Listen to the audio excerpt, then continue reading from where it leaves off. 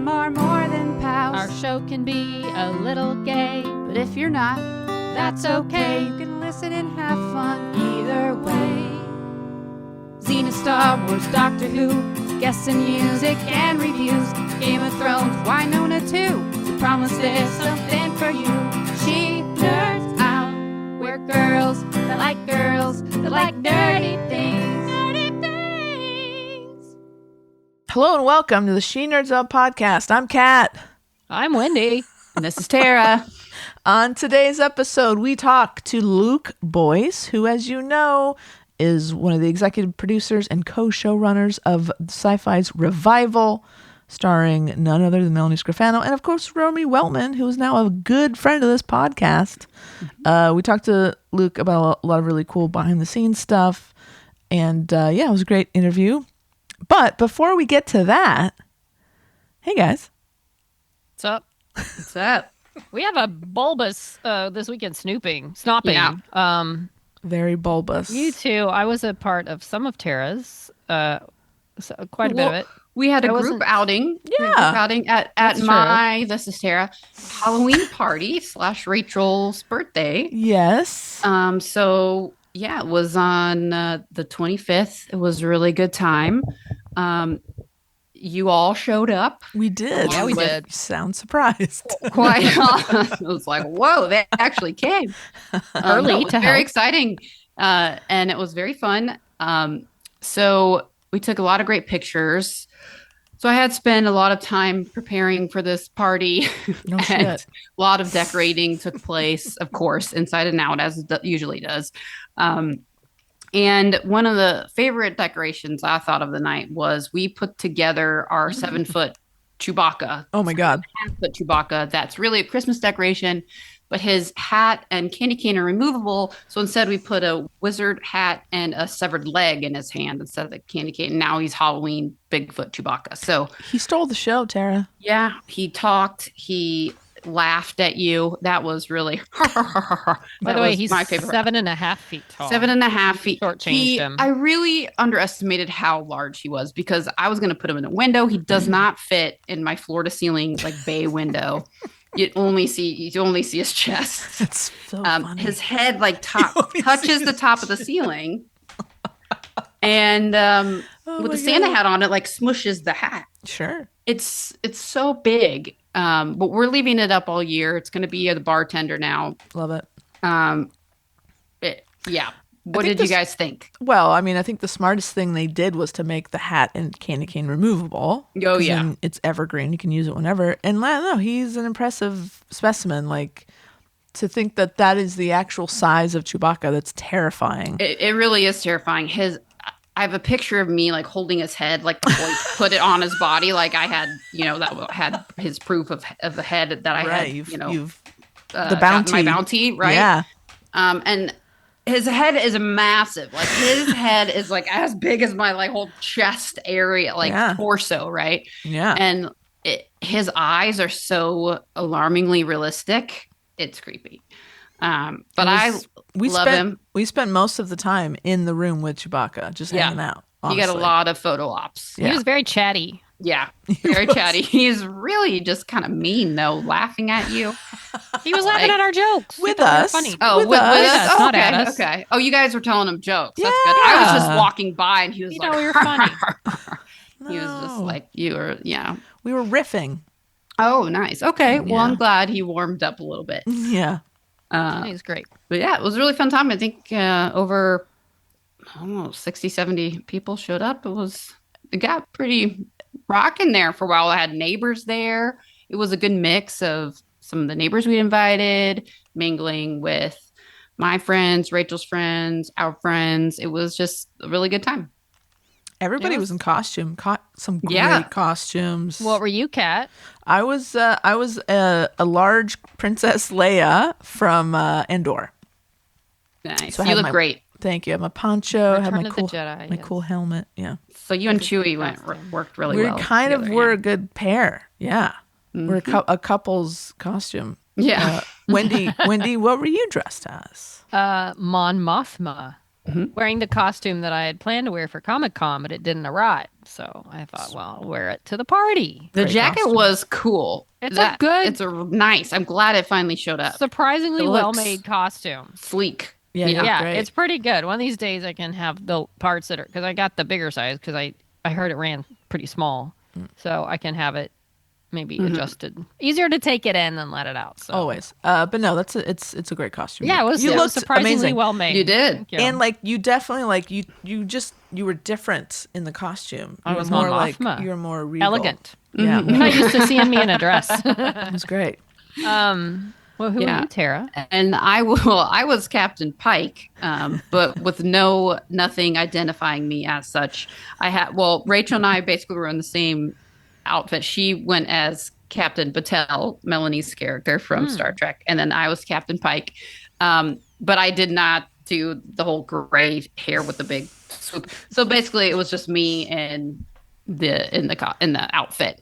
But I renamed myself to be Captain Dyke. that worked just as well. Yeah. I think that's your go-to costume. That's pretty pretty good. good. I think I pulled it off. Now that one I did have characteristic features of like, oh, look, she's got the walk. Look There at you that. go. She's got the handshake. Yeah.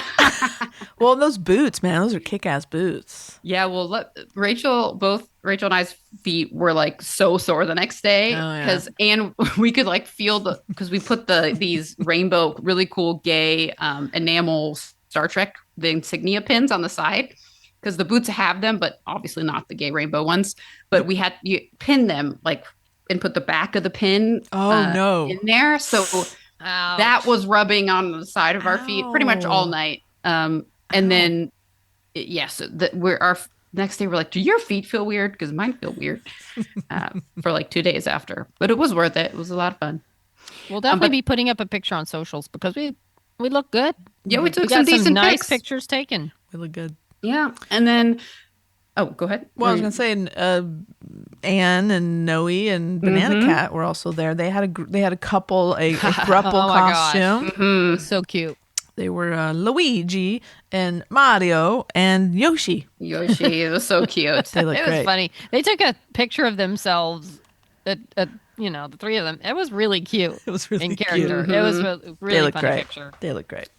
I should have given them one of my little question mark blocks to take a picture with. I didn't even think about that that. would've been I'm like, perfect. Yeah.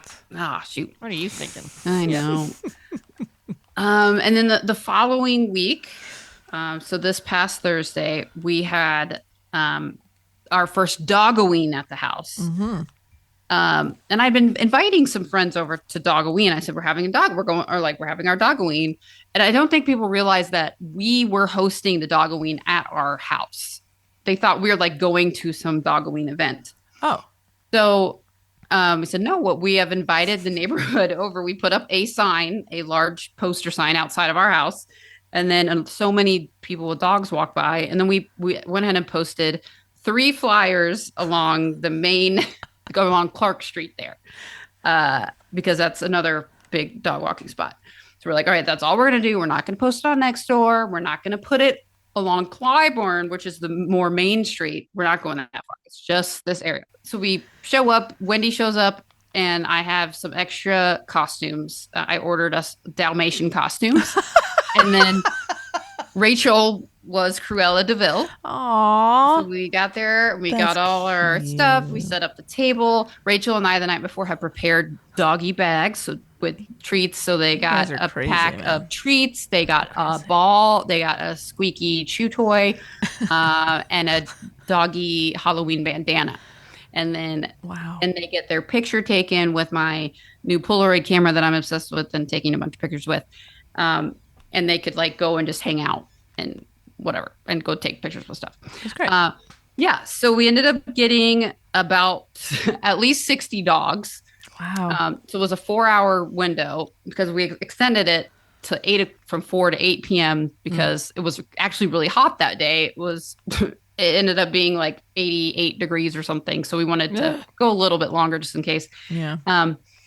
But yeah, we got, a lot of, just by word of mouth, like a lot of dogs showed up. It got pretty crazy there for a little while. no issues. Great. There was one kind of crazy dog. What was the dog's name? Rocky. Rocky. Rocky. Yeah. Rocky was a little of a wild card, but very sweet. What kind of dog was Rocky? Kind of like a pit bull mix, but Okay. he was just kind of like big, Got and it. then like he had zero leash training. That was really the Zero. Oh, zero no. leash training. Yeah. He was like pulling over the kid that was walking, so we were a little worried about Roscoe. But he pulled through. He was very friendly with the other dogs. Just Peed on one of your inflatable pumpkins, but yeah, he that's all did right. pee. Oh, yeah. A that's few gonna things happen. got peed on that I did not expect to be I peed mean, on. I didn't get peed on, so that I was mean, with that many dogs. It's gonna happen. yeah. I mean, but there was really no other evidence left behind. Everyone was very respectful. But at one point, I swear there were like 20 dogs there, and people were just hanging out. They were Incredible. just like sitting on the lawn. Aw. Like they just wanted to be with the other people and dogs. And I love everyone that. was so nice and so excited about their bandanas and like getting their picture taken. And then, I'd be like, you want a family photo? And I'd like be like, oh yeah. And then I'd get a cute one. That's cute. It was a really fun time. Look at you bringing And the man- neighborhood together. Oh, they literally people said that like this is so great. You're bringing the neighborhood together. It was an actual quote. That's awesome. Yeah, so definitely want to do it again. Dogoween, second annual Dogoween. I think it'll be good. So many cute costumes. Oh my gosh, most of the dogs were in costume. That's So, fantastic. yeah, It was fun. Tara had it very organized. There were signs up with all sorts of, instructional, like make sure you know your dog. Maybe don't get near the other dogs. Form a line here. Be careful. All these ask good before petting. Very ask for good. consent before petting. This is All all this very stuff. important stuff. Enter at your All own very risk. important. Yes. But she had cones in theory. So in theory, they were going to get in this little line. Right. And they were going to come up and check in and get their bag and go take some pictures. And then I probably figured the first people that came with their dog, they kind of didn't leave. They were hanging out. And then it just kept increasing. And then dogs were coming from this way and this way. And like maybe Aw. 3 or 4 people actually went and stood in the cone line. I see. But then it just turned into a dog free-for-all. But I feel like a lot of them knew each other or were just happy to Yeah. meet each other. And the dogs were all pretty friendly. Like there were no dog fights really. There was some yapping. Sure.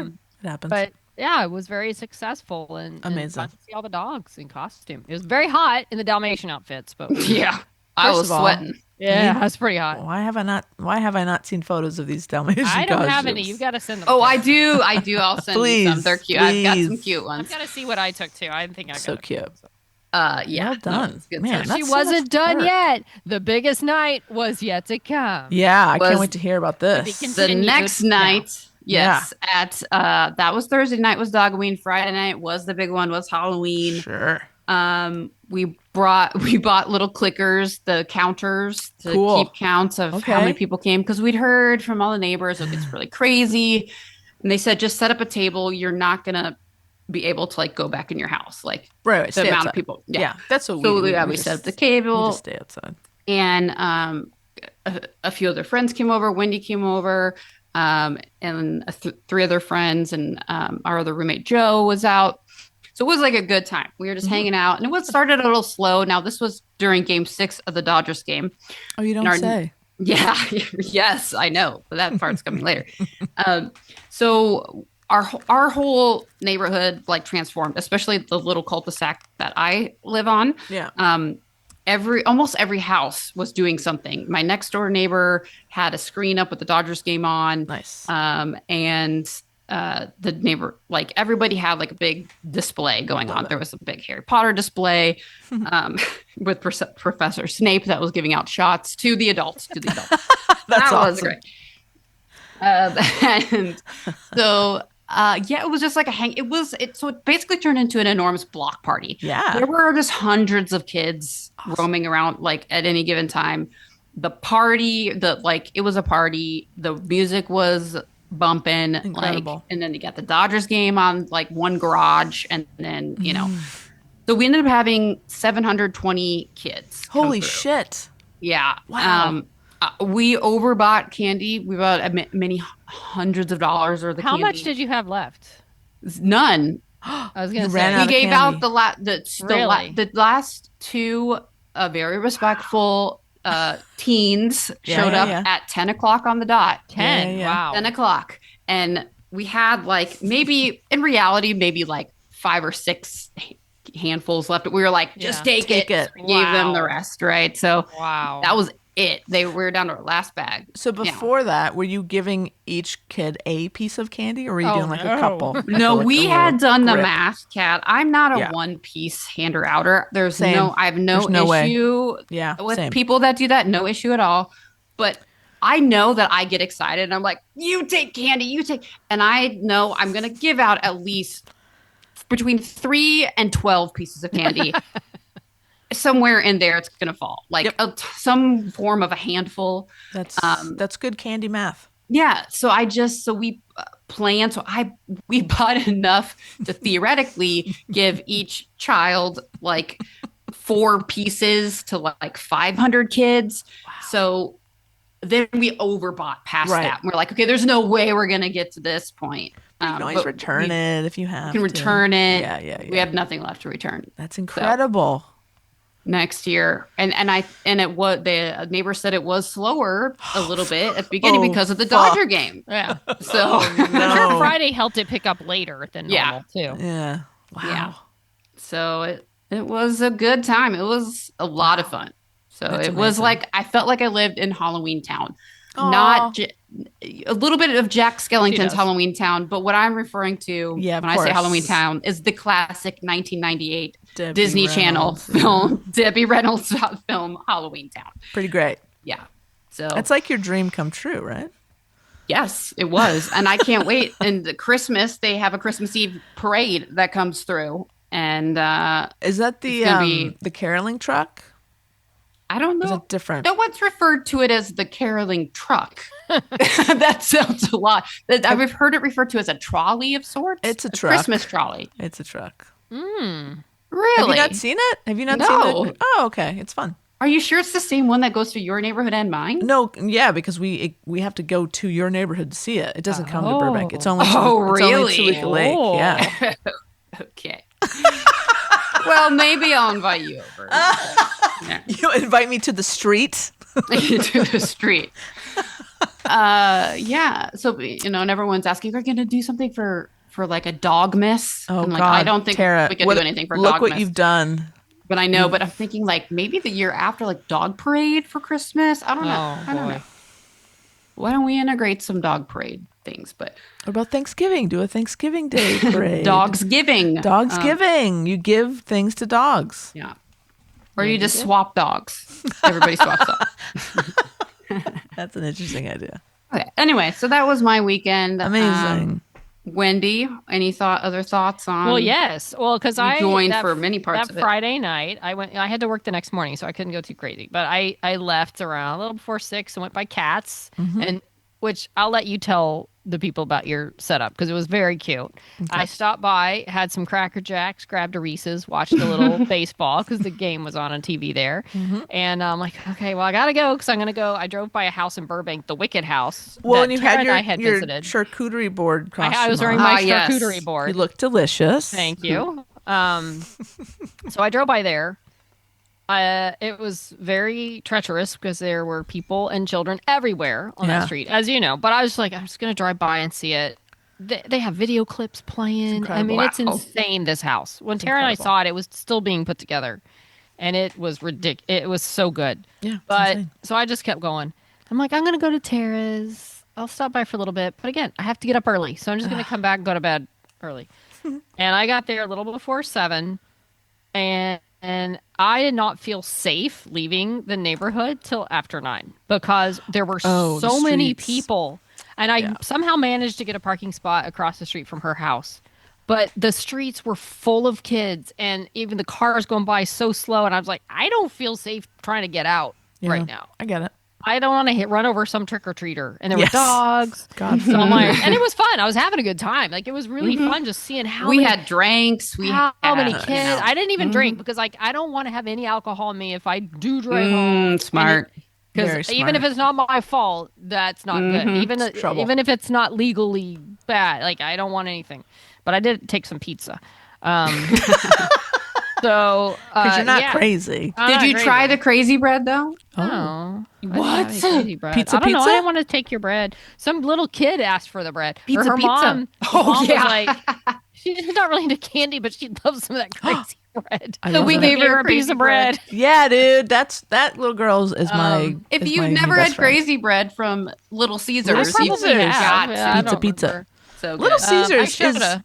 underrated, man. It That's some really good is. pizza. It's because you can't get Not it by delivered, me, but underrated. now you can with DoorDash. And we Yeah, did. it's fantastic. And it's a good deal.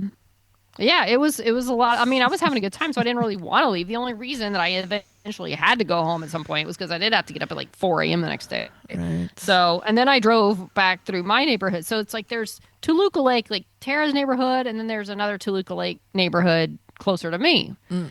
The richer Toluca Lake. It is the richer Toluca Lake. Apparently, they had a news chopper flying over it Halloween night Jesus. for our station. I still need to look at the clips from that, but Oh man, that's crazy. I mean, just seeing the people on the major street with the lights, like I wasn't even in the neighborhood, and there were so many people walking around. I just thought that neighborhood must have been just as insane as Tara's, or probably close. more insane than Tara.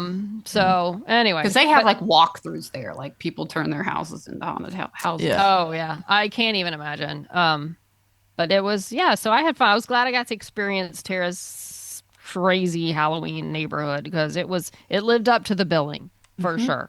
Good. So. That's huge, man. Congratulations. And now Tara has set the bar very high for her house Yes, for she next year between has. Dogoween and Halloween. So I don't know what she's doing next year, but I'm sure you're already thinking about and it. Halloween's Tara. on a Saturday next year. So it's The gonna be neighbors and another I night.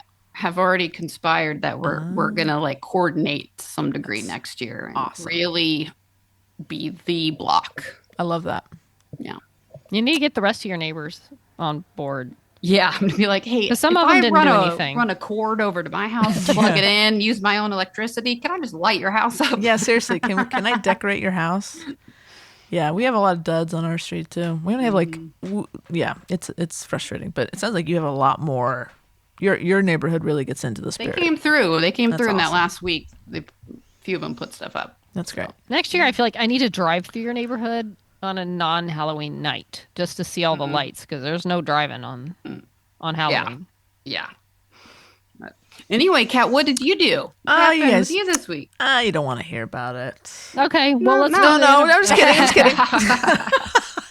Okay. Do I need a refill before you start talking? Is this I gonna be mean, good maybe. story? I don't know. We'll get through this. I don't want to. Okay, I don't go want to ahead. take up too much of your time. Oh, but you will. You've got good stories. So, Game 3 of the World Series between the Dodgers and the Jays came back to LA on Monday. And Leah and I, it's our teams, right? Leah is a diehard Toronto Blue Jays fan. She was born and raised. She remembers when they won back to back in the 90s. And I, of course, am a true Dodger blue. I bleed blue. So it was a big deal that both our teams were in the series. And turns out it's not as much fun. Because it sucks, It's like I don't want my wife to be sad, but I didn't want to be sad either. So it was complicated. Right. Anyway, but we were like, we have to go to a game. Like, there's no way we're not going to this game. So we went. You had to. We had to. So we went Monday night. We were basically outside of the stadium waiting, looking on StubHub, waiting for tickets to drop. Really? Wow. Yeah. Wow. So by the time we actually got into the stadium to our seats, it was the 5th inning. Oh my gosh. Whoa. But we did get Well. to see the Ohtani home run, which was amazing. Well, for me. Did you get a good deal? Did you get a good deal? I mean, I guess it's relative. Yeah. Okay. I mean, we still spent a lot I of know. money on Well, these it's World tickets. Series. That's expected. World Wow. Series, once in a lifetime. So of Yeah. course we were in it. Like, we were not gonna like drive away and go, well, I guess we're not making. It's like, no. So it's you just found someone on StubHub that then met them there, or what? No, Or they we just just- transferred they the just tickets. It's all transferred the- digital, right? we just transferred the Wow. tickets. It just all happened. And we've done that sort of thing before for Leah got really good tickets to Elton John one year, his last tour, because she waited till like the couple songs were already done. And I've seen Stevie Nicks almost Surprised front people row. are still selling tickets at that point. Yeah, I mean, and they were not prices weren't dropping that much. They were real. Like, Wow. people are eating those tickets, or I guess maybe sending them to friends. But it's like, Probably. Right. At Anyway. that point.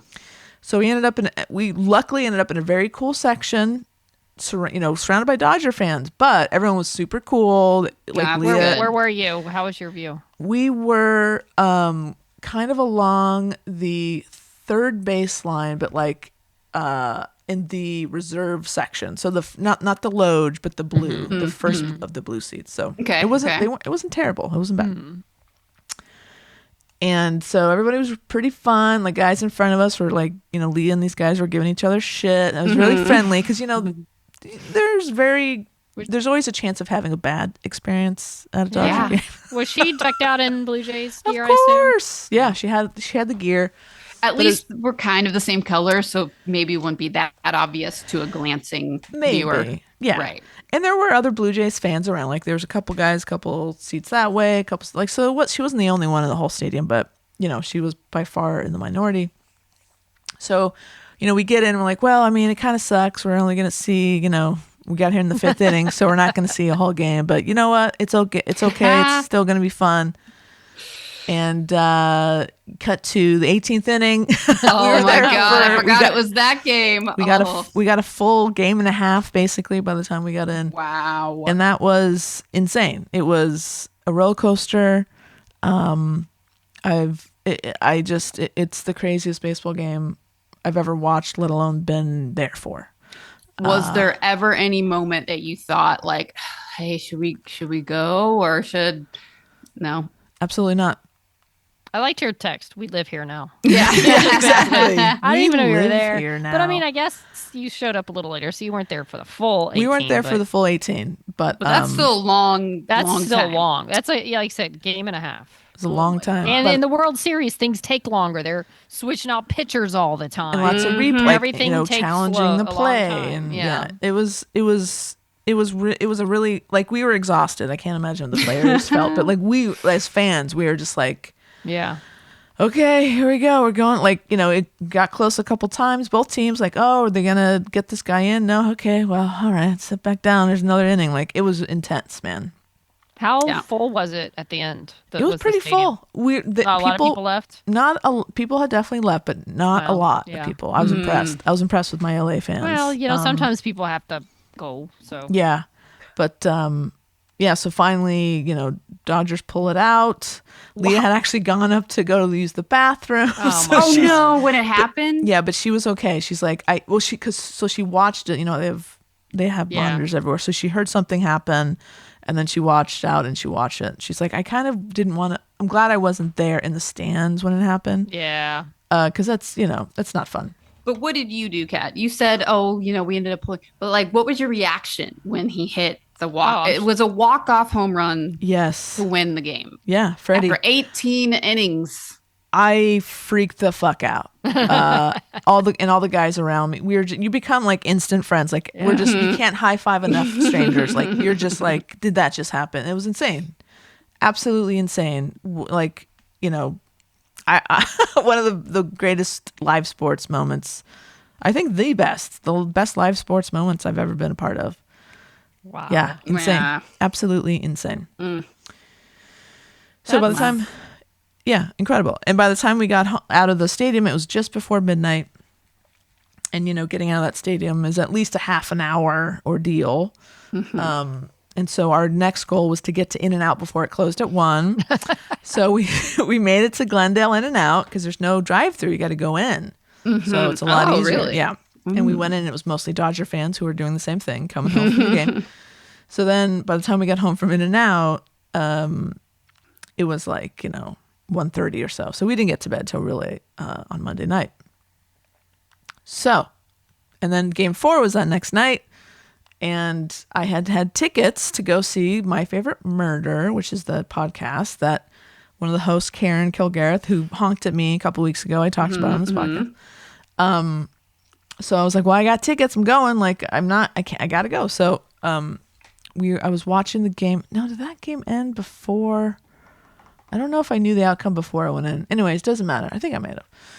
So leading up to this live show, I had some inkling that maybe something cool could happen because my friend Lisa, who works who was a producer for their live shows. She's like, hey, send me your tickets. I want to, maybe I'll come out and say hi. So I sent her our tickets. And then a couple days later, Lisa's like, hey, one of their producers wants to talk to you. I'm like, okay. I had like this 10-minute conversation with this producer, and she's just like, so tell me the story. Tell me what happened. So I tell her the whole story. She's like, well, that's amazing. Well, anyways, we'll see you, hope you have a good show, whatever. I'm like, okay, cool. No problem. And then a couple days before the show, Lisa's like, hey, by the way, you should probably sit, because my friend Amber and I went, and we had an aisle seat, and then the, second from the aisle. She's like, you should probably sit in the aisle seat just in case. I'm like, okay. And then we get to our seats, and on the back of the seats is taped a laminated sign that says, because it was 2 shows. There was a 7:30 and a 9:30. We're at the 9:30. It says, show number 2, Act 1, comedy, taped to the back of our seats. That's not a little ominous. That's what's happening? That's a lot of pressure. So I'm like, okay, this is kind of fun. Like, something's going on. So I was taking a picture of that sign, and my friend Lisa, she's like, hey, sorry, no photography. Ha! I'm like, hey, Lisa, what's going on? I'm like, so what's up? She's like, well, I don't know. She's like, I don't know. I don't know. I'm like, okay. So show starts. Lisa's sounding a little shady to me. Yeah, Lisa's a liar. So 10 minutes into the show, Karen, the host who honked at me, was like, hey guys, do you remember a couple weeks ago I talked about on the podcast, blah, blah, blah, blah. I saw one of our stickers in the wild, and I honked at the person. Turns out someone who works for us knows who was in that car, and the audience is like, whoa, and she's here tonight. Whoa! And there was a camera right in my face. Like, there was camera guys walking up and down the aisle, and then I'm like, okay. They're like, is she here? Is she here? Kat, are you here? And they're like, come on up. I'm like, okay. Oh, man. Do. I walked on stage.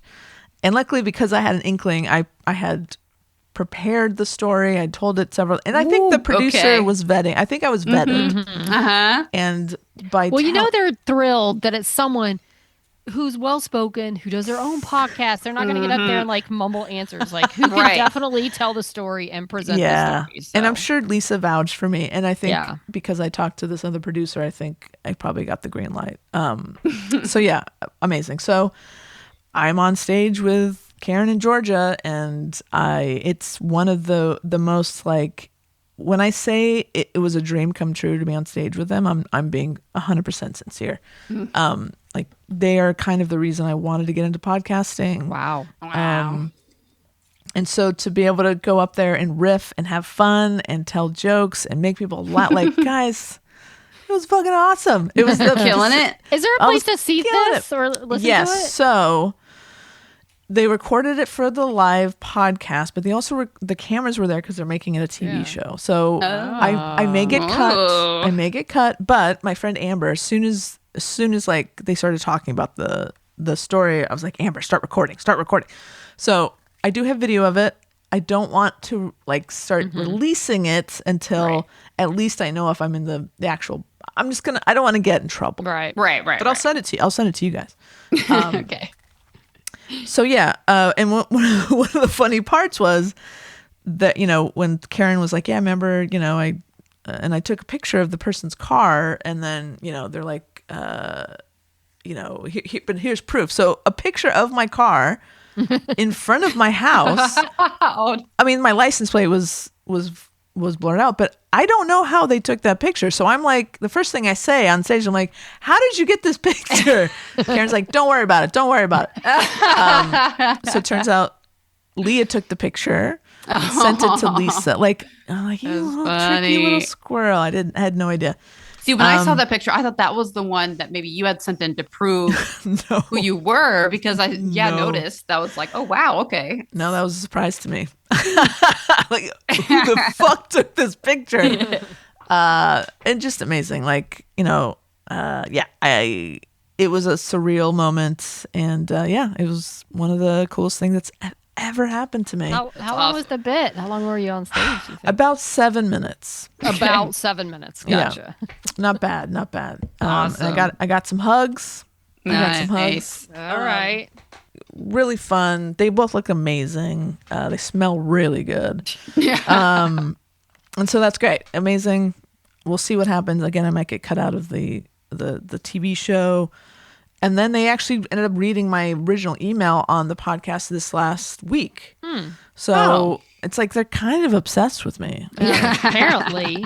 That was Did you Anne's get joke. any new merch to put on your car? No new merch. Okay. And that's fine. Did you drop a snop I reference? didn't. I know. Trust me. I By would the way, have. you know I have my own podcast. I would have if it felt appropriate. I would have done that. I know. Yeah. Read the room.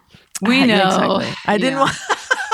I didn't want to get like, okay, get out of here. You know what I mean? Like, all right, Right. you ruined it. So Like that person who has a hit tweet and then they end up, promoting their own right, stuff, exactly. and Oh, everyone's by the like, way, since you're here, you might like my so incredible. Loved it. And yeah, as Anne said, I am now part of MFM canon, which is Nice. pretty freaking cool. So that was Tuesday. Oh my god. Oh, no. Next. I didn't get home. I probably didn't. I think that I didn't get home from until like almost 1:00.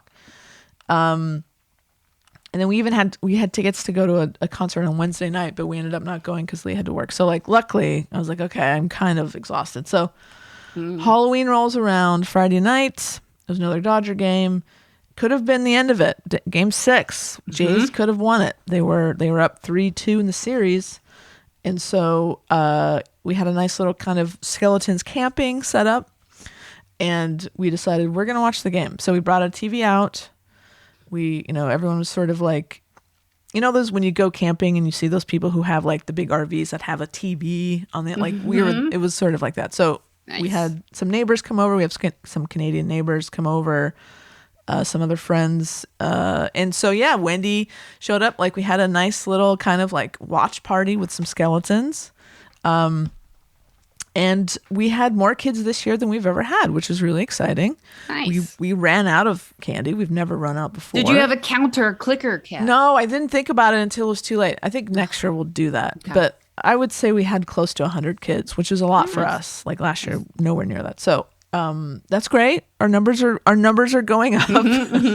Analytics. Analytics and same, like people were coming like at 10 o'clock. We gave away our last piece of candy. And because a couple streets up across Magnolia, it is insane. It's what you've described times 100, literally. Like it's the Clown House is a really big draw. Yes, the Clown House. It's now there's like whole Instagram accounts just for Burbank haunts. Like it's become a really big thing. So people drive in from all over the country, all over the county, to come and just do trick or treat in our neighborhood, Tara. Like Toluca Lake and Burbank, it's kind of the place to be. I was reading Toluca Lake magazine Of course. recently, and someone As had you do. put an advertisement in for their house. And they're Holy like, shit! come see what we've spooked up this year or something like that. Holy Just cow. like they're plastered their address on there. It's insane. I mean, and that's so we got a lot of that, like kind of like runoff of that. People would just like kind of drive up, drop off their kids, they'd run up, take candy, and then take off. Like, and that it was great. I loved it. I'm it's my favorite holiday. I love putting on a display for people. It makes me very happy. So much like you, Tara. So, and the Dodgers won. Another crazy ending. Oh my God. Yeah. Insane. The ball getting wedged in the pat. Like, this whole series was just insane. So then, before I knew that the World Series was happening this week, I had bought tickets to a D&D live show in Vegas. Oh, No what? boy. So my I Lanta. flew to Vegas on Saturday.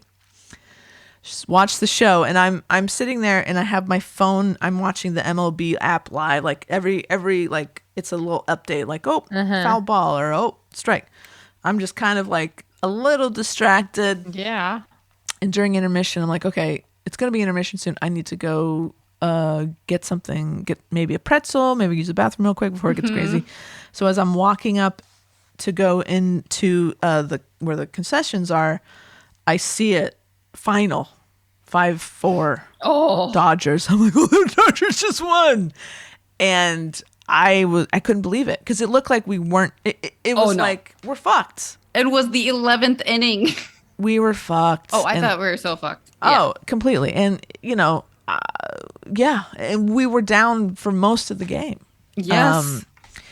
So, yeah, I was like, well, at least Leah will be happy. And, at least I don't have to watch it sitting there with her. Like, it's not fun. Now, weren't you triple glad you didn't have to watch that with her? Yeah. I was. So one of How her sad she must have I been. know. One of her Canadian friends had come over to watch it with us, so she wasn't alone. But I didn't say, the thing is that Leah and I don't talk shit. Like, we were very respectful of each other. Because I'm a fan of the Jays. When they're not playing the Dodgers, I'm rooting for the Jays. And she's the same with the Dodgers. So I don't want, like, we don't talk shit. It's not like, oh, you guys suck or blah, blah, blah. It's like, hey, that was a good game. You guys are great. Like, it's a very respectful, because we have to be. Because we have to live with each other. The game, the World Series is going to be over eventually. So anyways, I, like, texted her. I'm like, hey, that was an amazing game. The Jays were, that's a hell of a team, So she appreciated that. And also, I'm in her family chat, and I'm in her her cousin's group chat. I was getting roasted this whole week because it was looking good for the Jays, and I was not. Every time the Dodgers won, I didn't say shit. I'm not saying a damn thing because, I mean, this is what the Dodgers do. They pull these incredible miracle endings out of their asses. You can never count them out, and yeah, unfortunately, the Jays have experienced that. Well, Wendy and I have been there where we were literally 2 outs away. 1 out. No. One One strike. I One remember. strike in away. Game 6. I remember. And It's brutal. and It's they brutal. were where they were just had to win Game 6, like you said, and then Game 7 they had it, so they just needed 1 or 2 outs in the top of the 9th. They had 2 outs to go. Oh, And it got tied up. And they didn't even. man! My thing was. By Miggy Rojas. That hurts. Yeah. Oh no, Miggy! Oh no, Yeah. I'm so sorry. I'm so sorry. First when they went into the 9th, only up by 1, I was like, that's so dangerous. One bad pitch, one good swing, and you're tied up. And then when they got the bases loaded at the bottom of the 9th with 1 out, like this is their chance. And when that didn't happen, by centimeters, the catcher.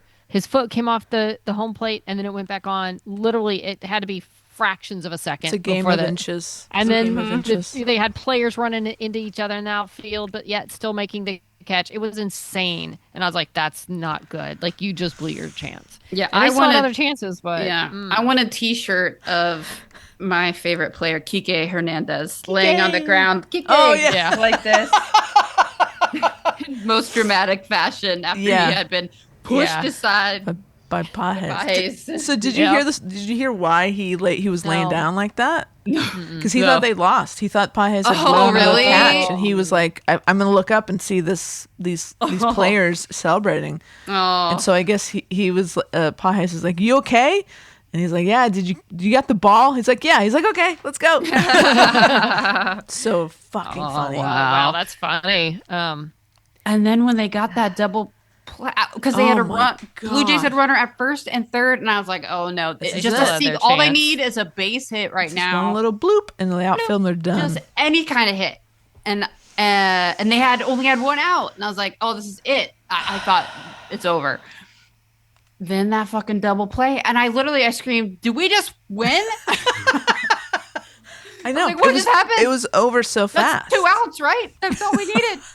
Yeah. It was just boop. It was like, oh, it's was over. And over. it's like, wait, we won. It's like just flipped so fast. I And was not imagine being a Jays fan in that stadium. Oh, and you're like, I can taste it. I couldn't watch. It's heartbreaking. I mean, I was trying to go to bed. I'd again work the next morning after that too. And of course, I was just ready because I had to go to work. So we had all the Dodgers coverage that next morning, which I thought, is this going to be crazy? Which it wasn't. It was today more with the parade and everything. But I was like, as soon as I saw the catch, double play, arms up, I turned it off. I'm like, and of course, I saw it all morning. The next morning, Of course, you saw a lot I of was it. like, I gotta go to bed. And honestly, I was for the Blue Jays. I know it. I They know it. had all of Canada was behind them. They had I such a good story. know. Let me tell you this. I mean, I'm not anti-Dodgers. The Dodgers have a very likable team. Like I like the Dodgers. I was always like, even if like I don't know, when the team that's already won, I'm like, oh, the Blue Jays have got such a good story. know. Before the season, the odds for the Dodgers making the World Series was like plus 240. And I don't know how this works. I don't know how the betting is, but basically 30% probability that they're going to the World Series. Blue Jays, it was plus 6,600 or less than 1.5% probability that they would get to the World Series. Well, they were in last place last season. They finished So in the last fact place. that they got there, I mean, like, I know when the Rangers, our first time in the World Series, we're like, we're just happy to be here. Yeah. And I don't know if we got swept, but it wasn't even close. We did. Yeah, we got swept. And by we the were Giants. like, whatever. We were in the World Series. But the Blue Jays, they've won it before, so it wasn't their first rodeo. It'd been a while. They won back And to back they were the So last close. team to win it back to back. in the 90s. Yeah, by the way, In the 90s, yeah. So it was so close for them. It's just heartbreaking to see any team There lose were that so close. many sad Canadian faces in the I audience. know. They I kept couldn't even cutting watch and they it. just looked so sad. I really was. I feel so much compassion for those fans, and I live with one. Like it's heartbreaking. It was a gutting loss. It was Yes. it's, like so seriously. close. They came so close so Yeah. many times. It's like in the 8th or 7th, it was 2-4, and they were like rocking. That stadium was like not letting up. Oh, Yeah, Brutal. it was Brutal. elation for the Dodgers, but man. And then this morning we had the parade at work, and then we had live shots out. There were people lining up. Our show starts at 4. There were people there getting their spots for the parade. That I saw started at 10. An Instagram post of this mom dropping off her like 20-something son to get the metro at like 4 a.m. Yeah. this morning to get down there. And they were Like, so happy. They were so excited. And like one of our reporters, Lauren, she's a lifelong Dodgers fan. She was having a ball. I mean, so it's like you see the happy Dodgers fans. You're like, I mean, they're happy and it's a great story. But, the whole country I felt like was devastated and I feel like, not to they get are. political, but there are a lot of Americans rooting for the Blue Jays too. So I it know was it. it was a hard one to watch, but good Well- Dodgers. I know it was easy for you to watch. It was fun. it was an incredible series, and I feel bad for my wife, but I'm very happy for the city. Do you have And a T-shirt yet? I don't. I'm gonna order that. We got cool hats though at the actual at the game. I could go get it, but it was World Series, and it's the LA Dodgers logo and the Jays logo. Cute. Oh, It's yeah, great. I'm like, perfect. yeah, because this is a great series. Like and I do have affection for the Jays. I'm like, this is kind of the perfect hat. So we both Yeah. got them. That's good. You should. So yeah, no, I'm very happy, but I feel very bad for the Jays. So Yeah. it's Well, complicated. I'm waiting for my dramatic Kike shirt. Kike's my favorite because he always has a shirt off whenever he can. as much as possible. And He's one of the most- players that's kind of like ripped a little bit. Like Oh, really? there's a lot of dad bods on the team, but like Kike, but he just likes to be. He's just a wacky guy. Have you seen much of Kike, Wendy? He is. I saw him play. He's- I don't know if I've seen He's him. the most demonstrative. He's Oh, the really? one. He's sort of like Quirky. the Kike Hernandez. mascot. he's the mascot. He really is. He loves baseball. He loves the Dodgers. He loves what he gets His to do. teammates. He Yes, loves- he's. he is yeah. like they call him like he's sort of like the emotional core of that Yeah. team. He facilitates the fun. Yeah. Yeah. That's one thing with the like baseball and the 7-game series. Like you really get to know, even if you don't know anything about the teams. Like I didn't know anything about the Blue Jays when this all started. Yeah. But you get to know their players. You get to know. I know more of the Dodgers than I know my own Rangers because I live here and I see them in the news all the time. Yeah. But you just seeing the players, their ups and downs. You get to know their personalities, and you end up. They were two very likable teams. Like I love Shohei and was it Yamamoto and Yeah. just I love Freddie Freeman. Like I like a lot of the Dodgers. It's like they're not a hateable team other than that they won last year. They seem like a good team and a likable team, but Even I was like, "Oh, how's George Springer's hip doing today?" right. I can't believe he's back. He's back. Oh, he looks like he's in pain. And Oh, he did look like he Vlad- was in pain. Vladdy, man. Like, how do you not Clement love guy. Vlad? Yeah, Yeah, Vlad Vlad. is such Bichette's a got a bad sweet- knee. Oh, he was I mean, crying. I felt so bad oh for my God, Vladimir. me Oh. too. It's He tough, was- man. It's brutal to watch it. Sports is wonderful and it sucks at the same time. It's great. If you weren't a Dodgers fan or a Jays fan, this is an incredible series. Like, Yeah. you just, every night was a fun show. Like, but if you're invested, it was gut wrenching The from guy, minute to minute. Clement, who had, I guess, had the most postseason yeah. hits, and he was playing on 30. the Blue Jays. Yeah. And he's the one that slid into home base, and he lifted his leg up because Yeah. he got like that fourth run for them. Yeah. I think he hit a 2-run homer, and he just was having such a good time. And then they showed an interview after the game. Oh, no. And he was like, "I just haven't been able to stop crying. I thought the tears were done, and then they just kept coming, and I just can't believe it. I still can't believe it." So Yeah. I thought the tears were done. That really hurts my heart. It really does. He looked so happy before. He was having the time of his life. Not was in, like, not in "Hey." a cocky way, but just No, he's like, "I'm safe." He just looked like a little boy playing baseball. I've heard people say like being on the Blue Jays sort of reignite. Like, was it Max Scherzer? He's like, I haven't loved playing baseball so much in a long time. He's like 40, 41. Yeah. And just, I guess, the spirit of that team and the Blue Jays and the fans like really enlivened them. Like, they brought back the fun of playing baseball for a lot of those guys. And a lot of them I read they were crying because the team's not going to be that team. Yeah, they're You know, going to get people split leave. up. Like some of the ones that might have to go to other teams, or they're going to miss playing the game with Together. that guys, and just to come so close like they did. It's just No, I mean, you could not have come closer. no. seriously, it was not even an inch. It was like millimeters. And you went beyond the norm into 11 innings. 11 innings. Like, it's Game like- 7 World Series, 11 innings. Like, That had to that have is been a hell of a show. like some of the most innings played in World Series between the 18th and the 11th. I think the 18th, the Monday night game was the second longest game ever played, and it was the first longest game was another Dodgers game, 18 inning. It was just the amount of minutes that the Monday's game didn't become the longest. But yeah, it was a hell of a show, guys. Hell of a show. Well, I'll tell you, if you want to talk payroll, Dodgers payroll is 80 to 100 million more than almost 100 million more than the Blue Jays. Sure. I mean, as makes sense, I mean, some people when the Rangers won, they were like, "Oh, their payroll's bigger than was it Arizona Diamondbacks?" I mean, whatever. We didn't sweep the Jays, so just because No. you have It was the most pretty even. payroll Yeah. doesn't mean that you're gonna, Right. clinch it. And Dodgers also have the highest attendance record in all of baseball, and we pay probably the most for beer and hot dogs. Yeah. Like, the Dodgers You fans do. show up, Yeah. so we are invested in the team by showing up and buying merch and buying food and buying beer. Like, it's and listen, if you don't have chemistry, then you're not going to win a game.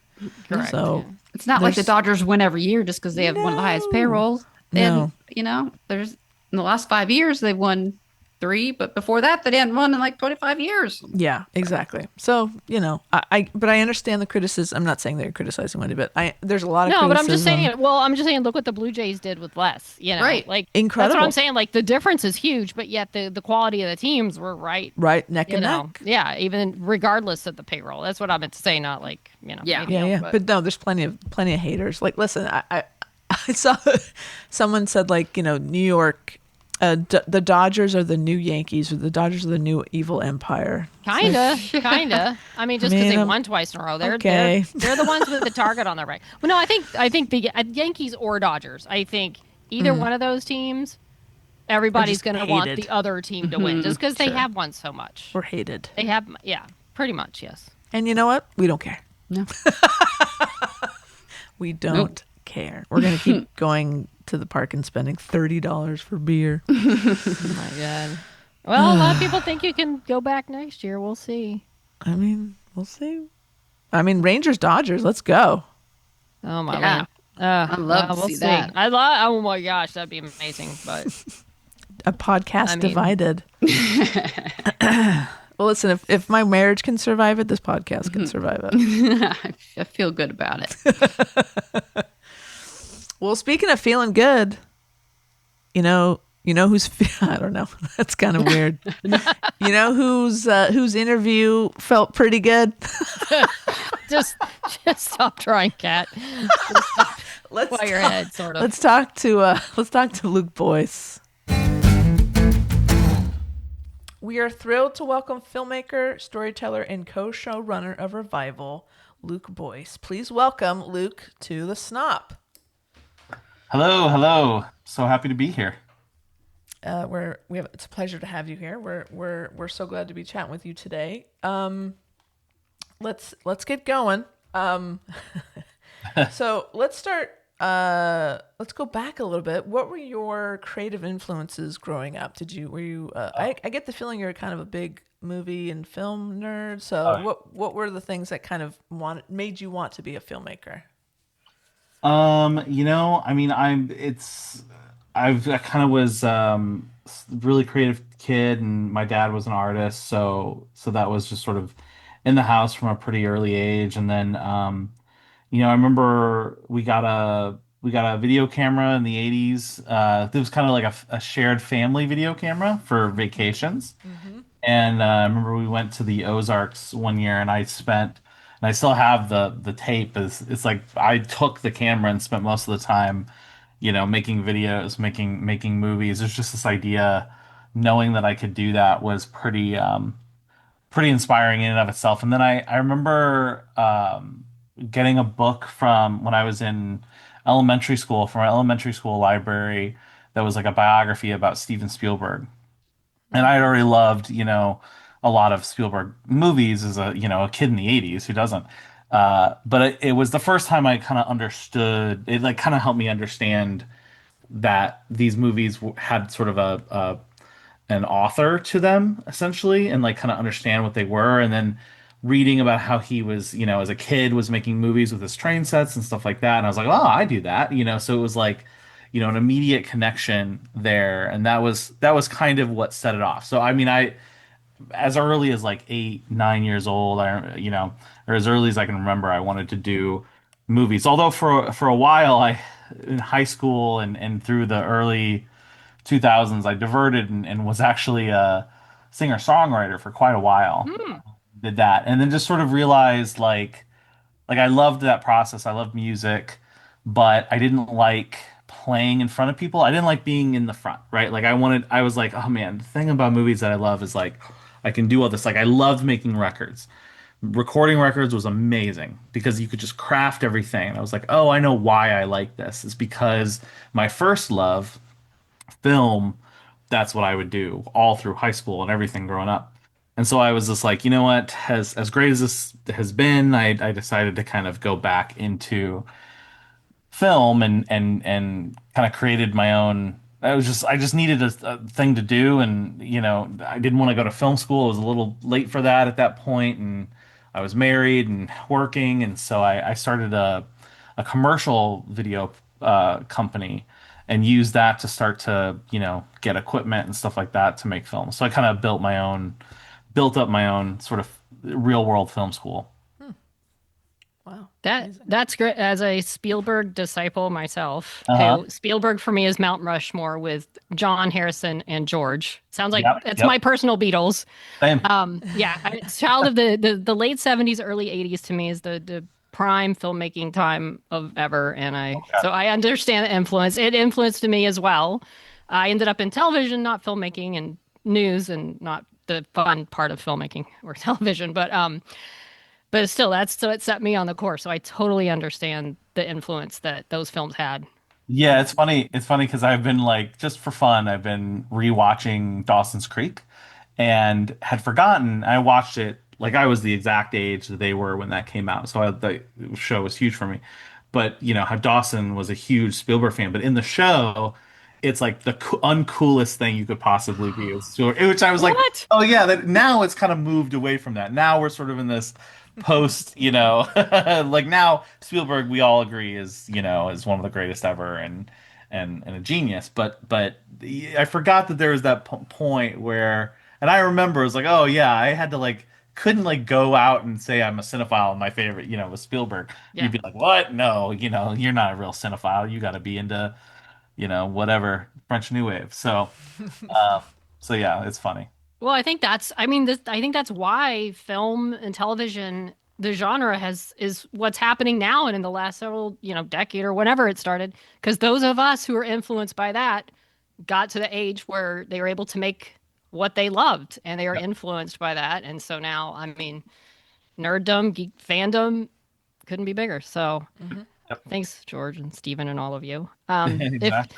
If there was a series, not to be punny, but that you could revive a Oh series that God. you love that just ended, was canceled, what would you revive? Or I'd say movies too, but I mean, you know, or even a movie that you'd want to see a sequel to, or Hmm. maybe not a remake. I don't know. Yeah, I've gotten the movie question before, but I've never thought about it from the series perspective. And I don't know. I feel like the obvious answer that a lot of people give is like Carnival, which I actually have Hmm. not seen, but I know that it was, it ended prematurely. Hmm. But I don't, man, I'm trying to think. I'm terrible at recall. So I'll get off the this call and I'll be like, "Oh, there's five." Yeah. But on the spot, I can't. I'm terrible. I love game shows, but I was like, I could never do a game show. Um, yeah, I don't know. It's a good question. I'm I trying feel to. like now more than ever, an old show could be revived. Oh yeah. I mean, It's That's true. obviously Yeah, everything gets revived nowadays, except with for the one you differing. want. But Yeah, with differing. It's like X-Files is my favorite show of all time, and they've revived it twice yeah, you're in with good varying. company, with Luke. mixed All right. results, but they did. They Exactly, with did. mixed results, and that's the thing. It's like, okay, Yeah. and it's taught me like, can you do it? I mean, the Buffy remake coming up will kind of tell us that a little bit. I'm really intrigued to see what that feels like, Mm-hmm. especially kind of out of Joss's influence and Yeah. hands. Will be Yeah. reading because, despite his how problematic he is, there's still that very strong authorship in that original series, which, Oh yeah. I still love, so it'll be really interesting to see that. Yeah, I don't know. Like one of my favorite one of my favorite shows of all time, and it's terrible, but I love it so much is Highlander the series. Nice. Yeah, because it was just like I loved what they did with the mythology in that show. Mm. With so that would be one that I'd be sort of interested in. And I just always thought that the characters and stuff were great for as low budget as it was. I can't recall anything else. But I'm sure if I think of something, I'll just blurt it. Awesome. So let's get into some revival. So how did you get attached to the project, and what about the comic series? What about it did it make you think, yeah, this is going to be a good show? Yeah, so I was my company, my partner, my producing partner and I were, from the moment we kind of started our company, we were like, oh man, we both love comic books and we'd love to one day make comic book movies. And, clearly that's how that is actually done would, at that time we were like, I don't know, that's pie in the sky. Mm. It's a pipe dream. But you know, I was reading a lot of Image Comics, and the thing about Image Comics is that if for those who don't know, you basically have the biggest three comic publishers in the world are DC Comics, we know, which is owned by Warner Brothers, and Marvel Comics, which is owned by Disney, and then Image Comics. And Image Comics is a completely independent company, and Image Comics owns no actual IP.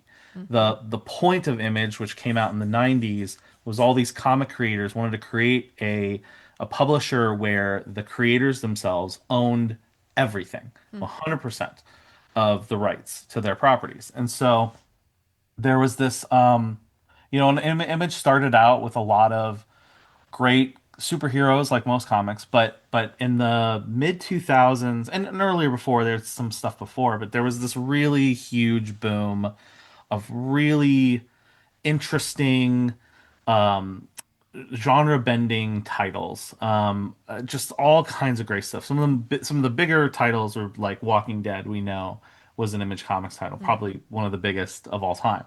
And then, there was Saga, which is still huge, and I'm a huge fan of Saga. And there's just tons of really great titles that were not superheroes. They were adult content, and they were, playing with genre and playing with narrative in different ways. And so I was reading a bunch of those, and I remember reading Revival and thinking, and this is maybe, I mean, Revival came out in 2012, and I think I started reading it around 2014, maybe. So I was catching up on it and immediately loved it. Just the sort of this like rural noir immediately struck me because, particular, I was writing a story at the time. I was writing a treatment for a film that was actually kind of similar. It had sort of a similar vibe a little bit, and I was like, "Huh, okay, this is my thing, but better." And I was like, "Dang it!" I said, "What?" I was like, "Man, I wish I could just make this instead." Honestly. Um, and so I remember finding out that the creators, Tim and Mike, were from Chicago, and I live in just south of Chicago, so I live in Illinois. And I remember I went to Chicago Comic Con one year. I was gonna just talk to them, and I actually chickened out that year. I didn't do it, and so I went again the next year, and they were there. And this time I just was like, we had actually started producing a film with Chance the Rapper. Oh, And nice. so I was like, oh, okay, this is a big, big deal. I kind of had more confidence to kind of go up and say, hey, we're actually, we actually do stuff. And so I did. And I met Tim for drinks. He was super nice. He gave me his card and we met for drinks. And, we were just talking. I was saying, hey, listen, if there was anything that you ever wanted to make or work on together, I'd love to work with you. I think, a lot of people don't in the industry don't respect comic writers as well. They just kind of take the IP and then they put them off to the side. And we just started talking about that and about the importance of faithfulness and source material and stuff like that and working with creators. And Tim was like, Revival, actually, we just got that back recently. And I was like, oh, really? I'm acting like inside, I'm like freaking out. And that, and I was like, okay, well, yeah, we should talk about that. And that set off like about a 6 month courting, if you will, Mm. with Tim to say like, okay, here's what we would do. We're independent producers in Illinois, and we did a lot of stuff. Like we had these crews and stuff that we had developed over the years. So we'd done a lot of indie stuff and really built up. And so we felt confident that we could do this Mm. as an independent film, just completely independently. We raise the money, private equity, and we make it as a film. And Tim was into that because he didn't want to he had some bad experiences with Hollywood. Mm. And we talked to Mike as well because Mike's also an owner about the same thing, and they both agreed and they took a risk on us. And we spent the next I think like 6 or 7 years trying to raise money and with multiple start stops, just like, Mm. oh my God, we're gonna do this, and then something would happen, and oh my God, we're gonna do it, and then Mm. it would not happen. And yeah, just trying to get a film made. And then COVID happened, and COVID, and again, we were like on the cusp of something, and then Mm. COVID shut it down. And Tim and I were just like, you know what? We've been trying this for years. Let's write something for COVID. And so we literally wrote this film, and we filmed it we wrote it in 8 days, filmed it a couple months later, was just able to scrap enough money together and just did it secretly while everything was on lockdown, which was hard but nice in its own way because like the local hotel was not getting any work, and so they like gave us like a whole floor to for our crew to basically bubble. And then like we Wow. got this old warehouse for free and built an entire set in this warehouse. And it was great. It was wonderful. And one of the producers on that was Aaron B. Kuntz, who came Okay. in my co-showrunner on Revival. And so we started talking and kind of developed a relationship through that film. Funny enough, a film that I wrote with Tim Seeley, the writer of Revival. And I sent Revival to Aaron, and I was like, look, we've been trying for years to get this off the ground as a film. And and recently I'd sort of been thinking about it as a TV show, and I actually had uh it was like a limited series outline. Like it was basically 8 episodes that I had just completely outlined. I was like, here's what this would look like in my mind as like an HBO limited series. And yeah, Aaron came in and he hadn't read the book before, but he loved it. And we started talking seriously. And he was like, "Look, I wouldn't just want to help you produce this. I would actually want to help you make this. Like, could we do this together?" And at that point, I had worked with so many different people. And one of the reasons we had never really strongly pursued a TV show is because we'd been networks and studios had come to us to make it a TV show. And I was like, great, I'm show running and directing, correct? And they're like, no, we basically just want to pay you to go away. Right. Like film is, they're both tough, but like TV, as we know, just has way more gatekeeping, right? Yep. And for reason, I understand why. It's a machine. It's a huge beast. Making multiple episodes of anything is tough. And you have networks, and that's different than studios, and it's just not the same as making an indie film. And so I got it, but I was like, look, at this point, I had spent more time than Tim had on the property himself, Right. and had just like been. I was like, I'm not just gonna let this go, right? Like this is like people like me don't get IP like this, and this is really important. I was like, I will die trying to get this made, and so Aaron was the first person who kind of came in and was like, of course, gonna show run, like absolutely, there's no question about it. And that that was huge for me. I was like, it was just that belief and what we could do and that we would be doing it together. And Aaron, of course, being another, successful indie producer, so he knew that world. We spoke the same language, and yeah, we started working on it. And a friend of Aaron's was an executive, an old friend he'd worked at years ago, was an executive at Sci-Fi and heard about that he was helping shop the project, and that's kind of where that started, basically. And was it so? This is your first time show running, correct? Yep. Had you done any television work before working on this show? I hadn't personally. My producing partner had produced a bit of television in Chicago. So he had done a couple things. So we started it. The world had sort of demystified a little bit for us. We kind of knew it a little bit more. But in terms of like being in a writer's room or show running or anything like that, this was completely new to both me and Aaron.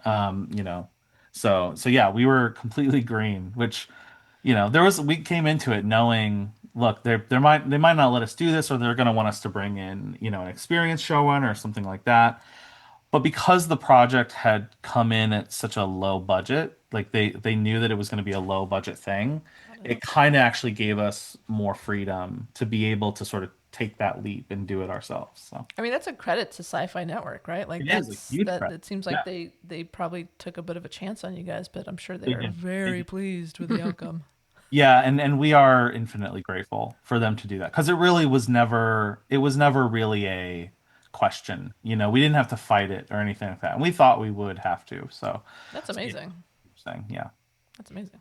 Well, the cast is great. You had us at Melanie. Yeah. But what was the casting process like in general? It was tough. It was tough because so Revival, one of the things we had to do is it had to go through Canada. We had to do it in Canada because the budget was so low, and we worked with a production company to do that. And so as a result, and because we were like, it wasn't just like a Canadian co-production. A lot of things are, and you can kind of mix and match. This was 100% Canadian. Aaron and I were the only two Americans on this entire show. And so because of that, we had to only cast Canadian. And so that started off kind of a pretty, limited scope. I mean, there was still a lot. I mean, don't get me wrong, there's a ton. But even it wasn't just Canadian. We had to look in like Ontario specifically for for financial reasons. So, we started getting tapes and stuff like that, and we knew like Aaron and I are not we're ambitious. We're like we're not just gonna settle, and there was a lot of wanting us to settle, and we just wouldn't do it. We're like, no, no, no. We know like this. We know that there's because of the size, the budget size, and all this other stuff. there's things going against the show, and we need to be able to give it as much of a boost as we can wherever we can, production value, casting, everything like that. And so, we took our time to the detriment of the production. We had like an 8 week prep, and I remember they were like our costume designer was losing their mind. I mean, and rightly so. It was like I think we didn't cast. God, I feel like part of it was we because you had the Cypresses as a family, we knew that Dana was the domino that had to go first, right? And so we didn't I think the only person we had cast up to that point officially was Nithya. Hmm. But I don't so Gia we cast because I'm a big Star Trek Strange New Worlds fan. I love that show. Awesome. And I loved Gia from that, and her tape was perfect. It was fantastic. And then really was that was kind of it, and we were just like, no, we can't cast them until we've cast Dana. We can't cast Wayne until we cast Dana. Like it's just Mm-hmm. gonna matter, right? Chemistry, look, everything. So yeah, so we waited and waited, and we went through quite a bit of options because Dana was there was an important role for sci-fi as well. They knew that. So it was the one role we really worked a lot with NBC casting on. So, and it just took a while. It took up like a couple weeks. I don't think we solidified anything until like a couple weeks before we started to shoot. Wow. And then from there it was like, everything else was a rush to the finish to get everybody else done. And M was tough too because, we knew the option was there to cast somebody somewhat well known we knew, but we did want to kind of cast unknown on that and just give that role a chance. Mm-hmm. And we saw like hundreds of tapes on M until we got to Romy, and then I remember Aaron and I both, well, her tape made us cry. It was so good. She was so good. So that kind of settled that, and then Wayne of course came in, and every we started casting around everybody else at that point. So it was tough and delayed quite Right. a so. Well, I had no And idea David James Elliott was Canadian till right now when you same. said Yeah, no, I didn't everything. either actually. So, He was Well, suggested to us through our international distribution company. hmm. Knew wow. him and knew that he did have dual citizenship. So he was born and grew up and studied in Toronto. Oh, there you go. Yep. So, and I know because we spoke previously at Urbconic Yeah. with Noel Carboni, and Mhm. I think I remember this story being people were telling you guys, you gotta look at Mel, you gotta look at Mel, and you Yeah. guys were maybe just wanted to do your due diligence, and I'm sure you had other reasons, but like when you finally did make the decision to go with Mel, what was sort of the what convinced you that yeah, that, in fact this is our Dana. I mean, we were pretty convinced already, but there was a push at the top levels of the network to look at, there was quite a few people, and they were offering breakage. So, for those who don't know, breakage is sort of an extra amount of money the network will pay for a certain talent because that talent brings in, marketing value, Right. and so. There was a limited amount of people that they were going to offer that. And interestingly enough, we were told this is the only show like ours where they had ever offered breakage. Wow. It was kind of a big deal. So we knew we had the opportunity to get someone big. So we looked at a few people, and it wasn't perfect. I remember Aaron and I right away we had a list of people, Mm. and Melanie was on that list. And I remember us even we were like you said we were joking in the writers' room because Noelle had worked on Winona and things like that. And Aaron and I actually hadn't. I think Aaron had seen a little bit of it, but I'd never seen Winona at that point. I knew about it though because I'd actually, interestingly enough, had read an interview with Emily a couple years before about what it was like to work on a low budget sci-fi show. Right. Hmm. And that was kind of my point of reference. I was like, okay, that's great. I kind of know how to do that, even though I sort of wasn't as familiar with the show itself. But I knew Melanie from that specifically. I knew her from Ready or Not, which I love. Right. And then I knew her from Star Trek specifically, and Aaron was a huge Letterkenny fan, so he knew her from that as well. Right. So we had seen her in everything else, Yeah. but her reel was so good. It was so well rounded. It was like every for those who don't know, a reel tends to sort of, you go from one scene to another scene without much context. And so you can kind of get a really often what happens is an actor sort of that they you see quickly that they do a thing. Right. Mel's reel was like she does all the things. It would go from absolutely hilarious to like her weeping and this incredible dramatic thing to just a completely different character. It was like it was just it was so different and I was just like I was blown away by it. Just the reel itself was incredible and I thought, man, this is literally Dana. Like she is Dana, just her humor and everything, which at that point I didn't even know how much of those characters were Melanie, which a lot of it is surprisingly Melanie. She is kind of naturally the way she is, Yeah. in a lot of stuff, which I love. I love that when you have an actor like that, I always think that's cool. It's I think there's something classic about that. Some people they're like, oh, they're just being themselves. And Right. Like a well, there's personality. themselves, yeah, that Yeah. personality is really interesting and charismatic. Like that's kind of why that person becomes a star. You know what Right. I mean? It's like Jack Nicholson. He's always Jack Nicholson. Exactly. A lot of the big, yeah, like it goes all the way back to like Cary Grant or Jimmy Stewart. They're always Yeah. These playing the same thing. yeah, these classic iconic actors. Right, right. Yeah, and now you've got, the George Clooney's of the world and the Brad Pitts. These are people who they do well because they are sort of at their core kind of that thing. So, and I think we're drawn to that. And I think that is, to me, there's a big level of star quality there when that personality is just so big and so charismatic.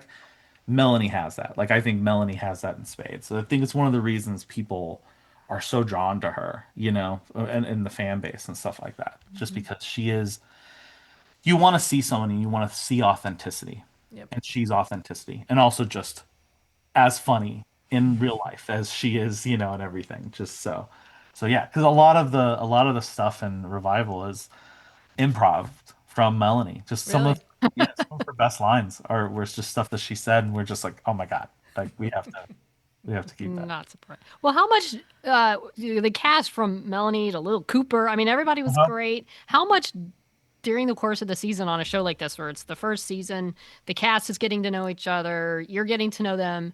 Does the writing evolve based on what you see them giving you? And, do you start playing more to certain parts that they're bringing to the characters as the season goes along? It does. It does. It did especially here because we made the Aaron and I made our our inexperience in showrunning came through in the fact that we were like, let's do 2 blocks of 5 episodes, Right. Yeah. which is not, it's fine. It worked out in some ways and it didn't work out in other ways, but it was very hard. Our thinking was like, well, we make movies, so this will just be like making 2 movies back to back, right? No big deal. Yeah. So the problem with that is the writing aspect. You're like, before we go into block two, like we didn't have like our block two director came in and we still didn't have I think episode 9 and 10 done, and so there was like a rush to get that because they're not only are they needing to prep those episodes, but when you're shooting a block, you're shooting all over the place. So you might shoot, and I think we did in the first week, we shot scenes from episode 10. So, like, for instance, everything in Dana's house was shot in the first week of block two. Wow. So you have like the scene with Ibrahim and her coming in, at the very end, after they, after the events of M at Lester's and everything. So yeah, it was tough in that sense, but it was like working through block one, it suddenly got much easier to write like Dana, for instance, because I was watching Melanie play Dana and I was watching sort of what she was doing. And even like I remember thinking some of the lines that we had written to be funny, like Melanie wouldn't play them as funny, but then she would throw in a line that was really funny. So it's sort of like readjusting how much we had to give her in that Mm-hmm. world, and then how much we were able to leave, malleable essentially for her. And that changed a lot. And then I remember Stephen Ogg, for instance, was a big, big one because our original Blaine was kind of um, I'm trying to think how to explain it. His voice was much much different, and then Steven came in and really worked with Aaron and I and said, I want him to be like this. Like I remember he was a much more redneck in the original drafts, Mm. and Og was like, he's a preacher, he's well spoken, and here's how I would like to speak with that. And so we had to go back even in the first scripts and change a lot of dialogue for Blaine, and then that really informed a lot of how we wrote. I mean, I would say like the whole scene in the church in episode 10 came largely out of just kind of watching Og play Mm-hmm. Blaine and all that other stuff. So Wow. yeah, it was a big, we were writing on set, like we were writing a lot of stuff during production for the second half of the season. So it was everything was dramatically influencing us as we were filming. Hmm. So, having shot this first season into 5 episode blocks, Mhm. uh, we're still hoping for season two.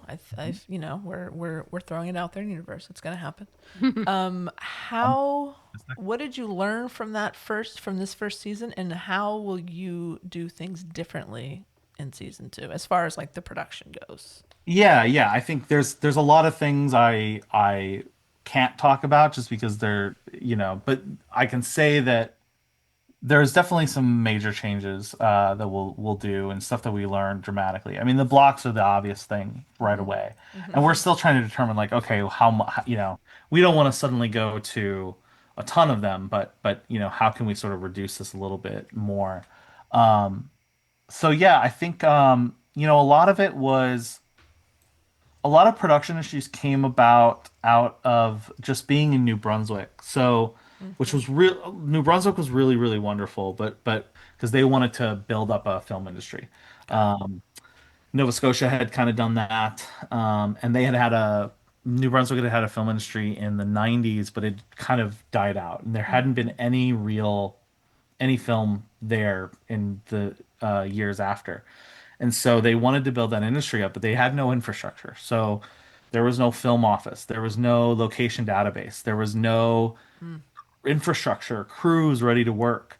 And because of the deal, like we needed to have a certain level of New Brunswick crew and things like that. And we got some wonderful people, but it we realized like we had a lot of people fly in from Toronto to get there, and that was expensive and things Sure. like that. And so and we were trying to cast more out of New Brunswick, and we weren't able to cast as much. We wanted to cast both Cooper and Jordan. We were only able to cast Jordan, which Mm. we Flora was incredible, and that was an Mm-hmm. amazing find. Mm-hmm. But we struggled to find enough kids, even really. Like we just didn't get very many auditions, surprisingly enough. So we cast Cooper out of Toronto as well. So it was a lot of like infrastructure stuff that now, like having done it once, we sort of built it. You know what I mean? Like Yeah. it wasn't there and we had to make it there. So that would help in a season two Mm-hmm. dramatically. And just I think just kind of knowing, what's there and what resources to plan for in advance. There's a lot of stuff we just didn't plan for in advance. So yeah, so I think it's some of the more mundane elements like that, administrative elements, I guess, if you will. But I mean, that's draining, right? It's draining of your time. It's draining of resources. It's like the growing pains of a season one show. On top of, I mean, without having to kind of build up infrastructure around you, it's a lot of work. But to then on top of that to create your own infrastructure, wow, that I could see how that is incredibly draining of your time and resources. Well, and time we don't have because we did I think for so it was 6 days per episode is what we had to shoot. That's insane. Really nothing for those That's who don't insane. know. That's not a thing. Yeah, for at least for an hour, like maybe if we were a sitcom, sure, 6 days is a lot. we were an hour-long drama and one that was purely location based. We Yeah. weren't on a soundstage. Like we were in people's houses and we Hmm. were, you know what I mean? And we had a massive, you know, tons of trailers and everything like that. And Yeah.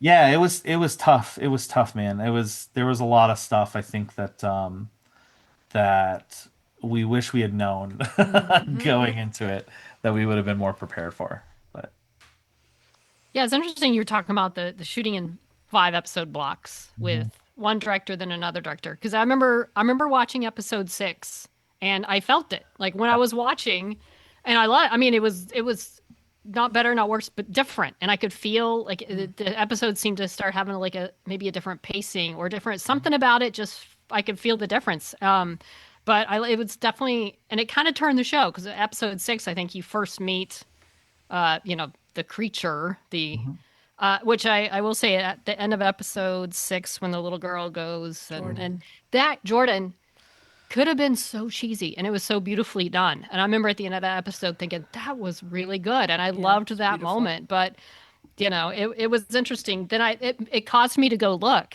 and then I realized oh there was a director change from first 5 to second 5, so which I found interesting. Yeah, But no, we heard that a lot from a lot of people, and we knew it. interesting, Yeah, yeah. But yeah. I mean, it was I hadn't seen that before where it just in a felt weird different. way. Yeah, in a weird way, it was sort of planned for. Like we Yeah. knew.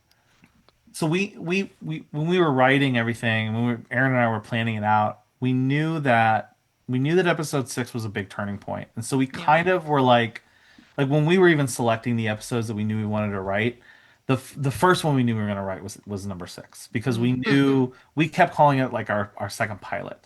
We Right. knew that it was just the episode where everything shifts. And I remember Right. during the initial writing room, so the passenger was original the creature was Yes, supposed to that's right. be in as early as episode 3, I believe, is when we were originally going to reveal him. And the network was kind of pushing us like, yeah, maybe you should. They were worried about it a little bit because we Hmm. were, we were kind of presenting the show as a murder mystery Hmm. and it had this supernatural element to it. And so, when you do any kind of genre bending like that, and Aaron and I knew it was fine. What we were had in our head was very clear, but that doesn't always translate, especially to studio execs. And so, that was something I remember us going, well, we were watching, I don't know if you've seen that show Sugar, Mm-mm. Colin Farrell. No. It's a good Nope. show, but I believe it is episode 6, maybe, where something happens in that show that just changes the entire trajectory. Mm. And I remember it was all over the internet at the time. It was like, people trying not to be spoilery, but like holy cow, if you're watching the show, just get to this episode. Just get to and we're like, okay, yeah, yeah, yeah, we can. That's kind of what we're doing here. I remember Uh-huh. us being like, okay, this is a great real world current example of what we can do, and we knew that it was going to be this turning point. Especially because in the comic, the point where M goes after the Czech brothers, which was we knew that's what that was going to be, is the big turning point for that character. Hmm. And a lot of revival is really kind of, Dana's our main character, but it is kind of watching and experiencing M become our main character. Hmm. That it is, in our mind, it is a dual lead show. It's Dana and M together. Dana kind of becomes your obvious protagonist at first, but quickly it sort of becomes M's story. And Right. episode 6 is where that really cements. So yeah, it worked in terms of the blocks to say, okay, well, if 5 is the first episode of our second director's block, then yeah, let's like put all of our effort into that. And there was a lot of like at that point we had most of our problems had come in the first block.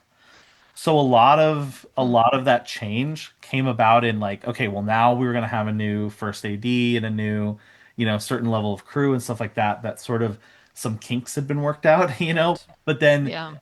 a lot of time like block one had gone over a lot and so Hmm. we were and just because of surprises, infrastructure surprises, lack of resources surprises, and so that also affected things, right? So we just felt like we had, and this is a lot of TV you have more time at the start.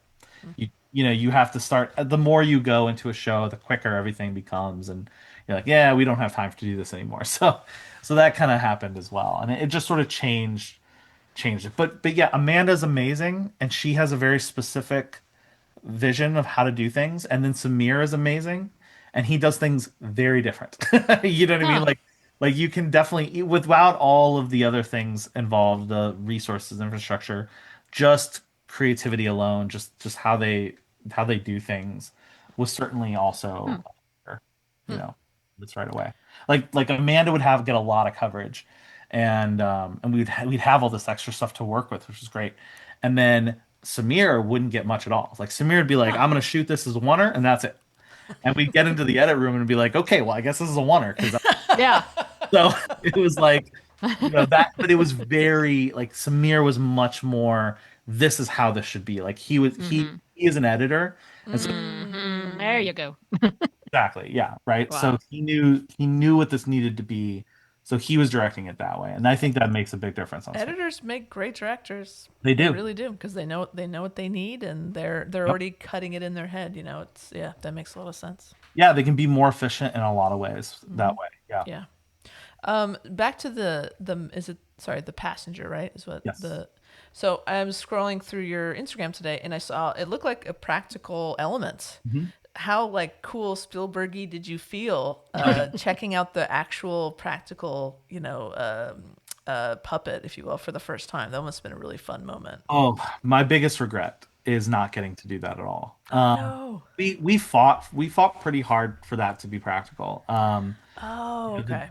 The default the first thing we were going to do was make it a suit, and then Steve Kostansky, who did all of our practical effects, right away we were like, okay, how are we approaching this creature? Mm. And I had concept art that I had done early on. We hired a really amazing concept artist, creature designer, and he did an incredible rendering of this thing. Mm. But the question was always like, what what is this thing? What is it, tactile? Is it not tactile? Like, how are we going to do this? Is it completely see through? Like, what, how are we going to do it? Yeah. So, we're like, okay, well, maybe we get a performer and we do a suit and we do it on set. And that it just wasn't just the way the creature was designed, which the final look is almost exactly like what the creature design, the original was. Mm. And because of that, Steve was like, what if we do a puppet? Like, let's do a puppet. Let's just go full on. And Aaron and I being, 80s lovers, we're like, yeah, yeah, let's do that. Absolutely. The farther we went in and the tighter things got, it was just like, no, we're just going to do it as CGI. It was just being safer. And we're like, no, no, no, no, no. And Kostansky, God bless his heart, is just amazing, amazing artist. Mm.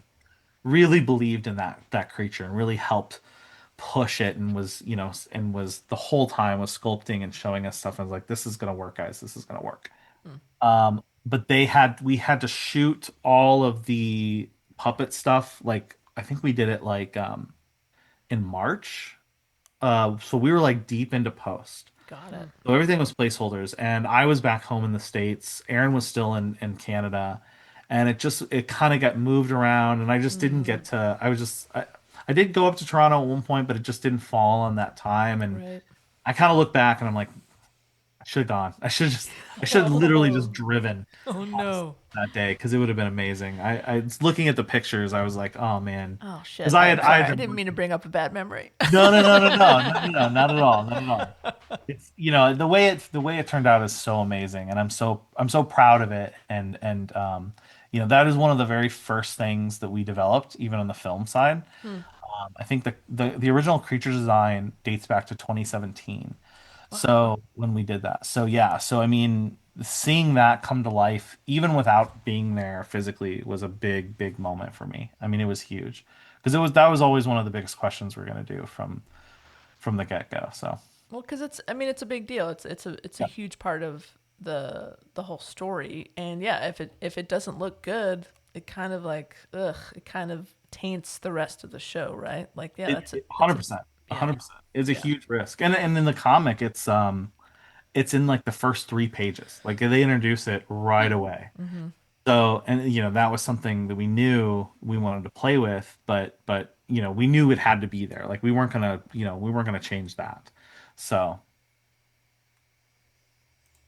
So speaking of the comic, so obviously it must be helpful as a storyteller to be able to draw from so much source material, but also is it a bit restricting? Like, did you feel like you had to honor and be true to the comic? Were you comfortable kind of diverting from the comic? How did you guys approach that?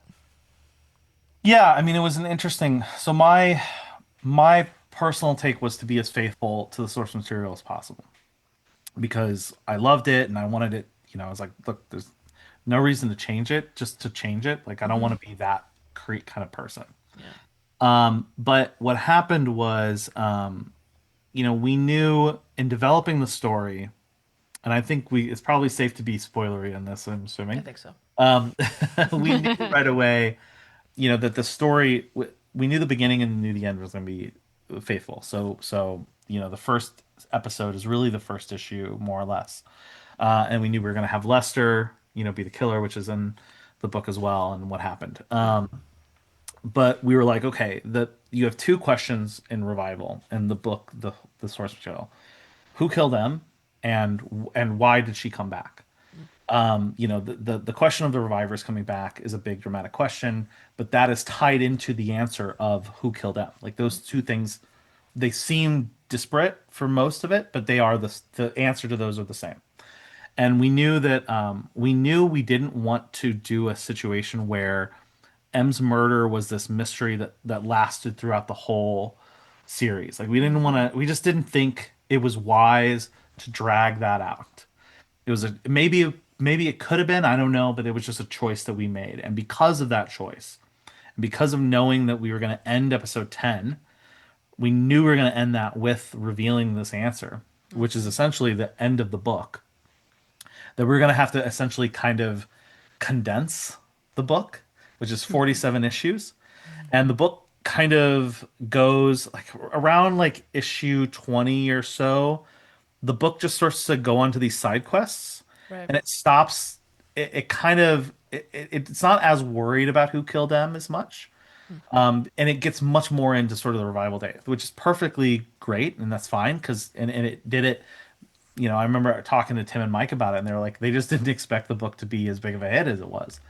And so they were having, they were continuing on and finding new ways to sort of divert because they knew the ending as well. Right. That was the key. Like, in a comic book, they're like, we know what the ending is, but we don't know how many issues it's going to take us to get there.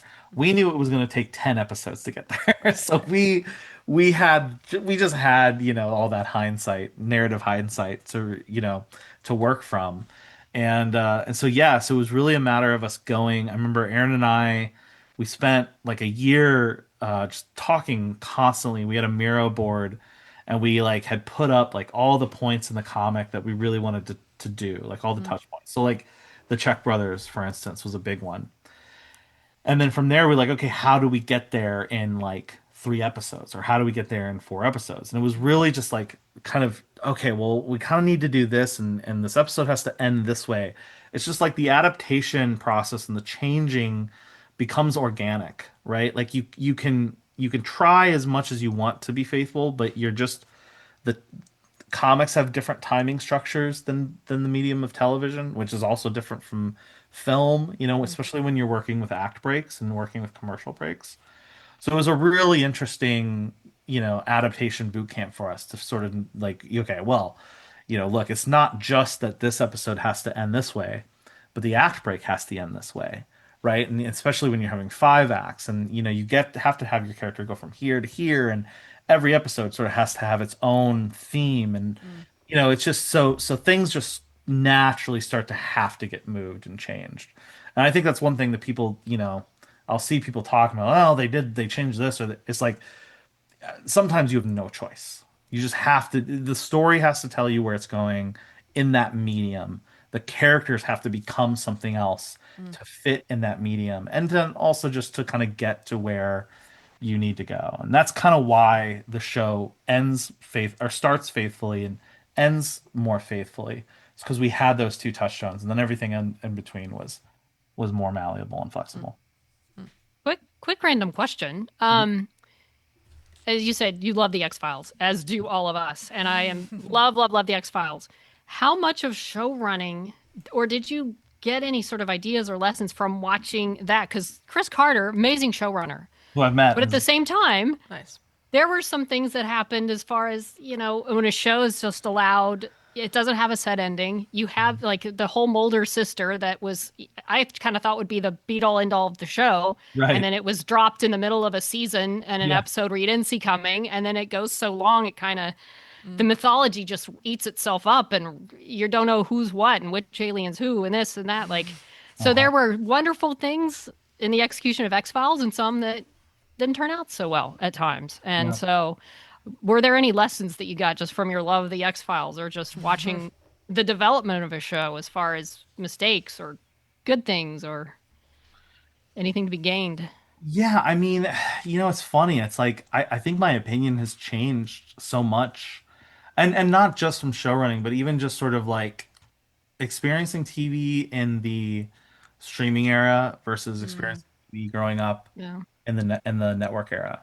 And it used to be that it was like I remember going, oh my God, these got to be 10 episodes, 13 episodes, 22 episodes is too long. Let's you get the filler and all this other stuff. And I had all these opinions, and it's like now I'm looking back and I'm going, oh, but you know what? Some of those filler episodes are some of the best. Absolutely. It's just like some of the organic Yes. growth you get out of it. Like I'm like it's just different. And there's good things and there's bad things about Mm. it. Like I definitely think like there's the way we did Revival where it's this 10 episode very serialized, full arc. That's one way to do things. We could have done it other ways, right? Like there's and we still may, but there's many different ways to tell this story where you have, oh, it's a mystery of the week, or it's a procedural, or it's a, what I mean, like there's all these kind of things that you could do that you would want to do, especially like as a fan of the X-Files, things like that, where the X-Files, one of the things that made it so great was it had mythology episodes, and it had monster of the week episodes, and those kind of went back and forth, and so you can kind of have like a mini arc within that. Yeah, I don't know.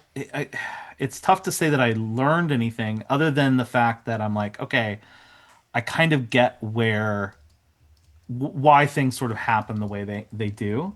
Um, I don't. I think, funny enough, I like so much of Revival is influenced by my love of the X-Files and my love of other shows like that.